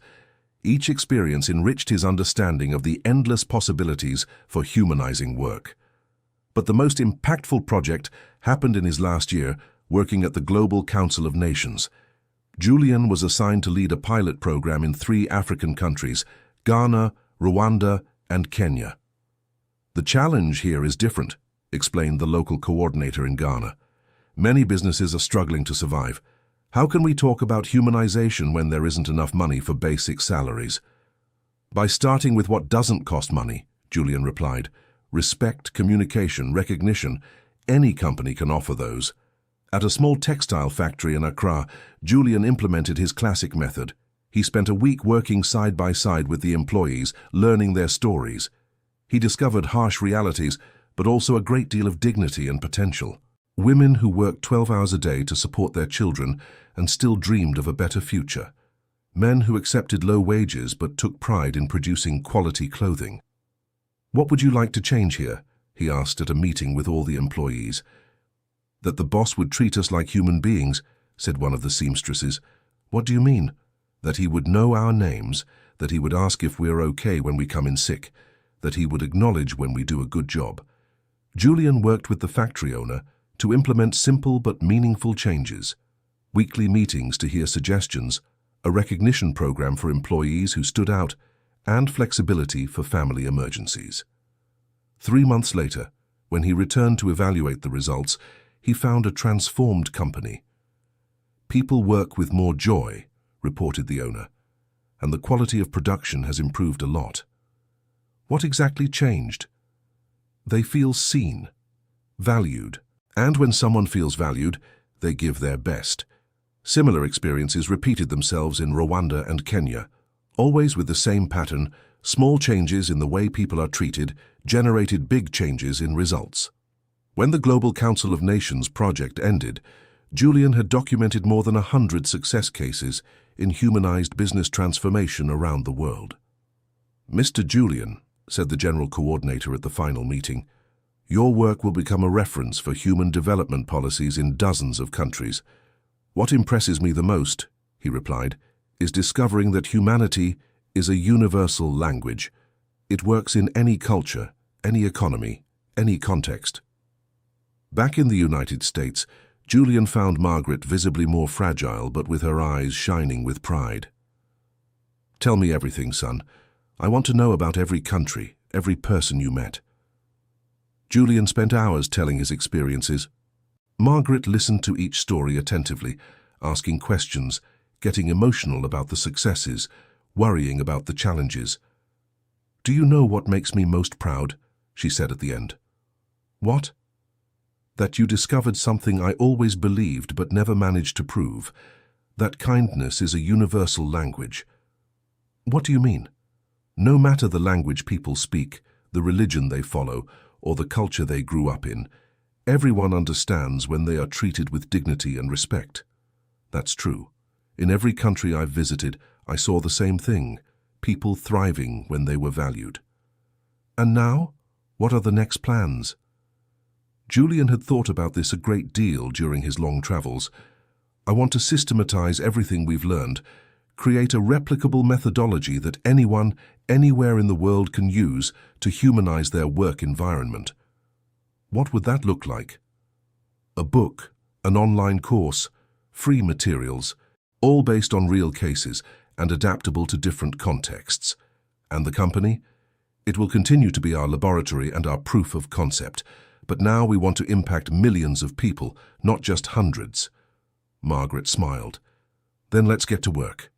In the following months, Julian devoted himself intensely to writing and systematizing everything he had learned over 10 years of corporate transformation.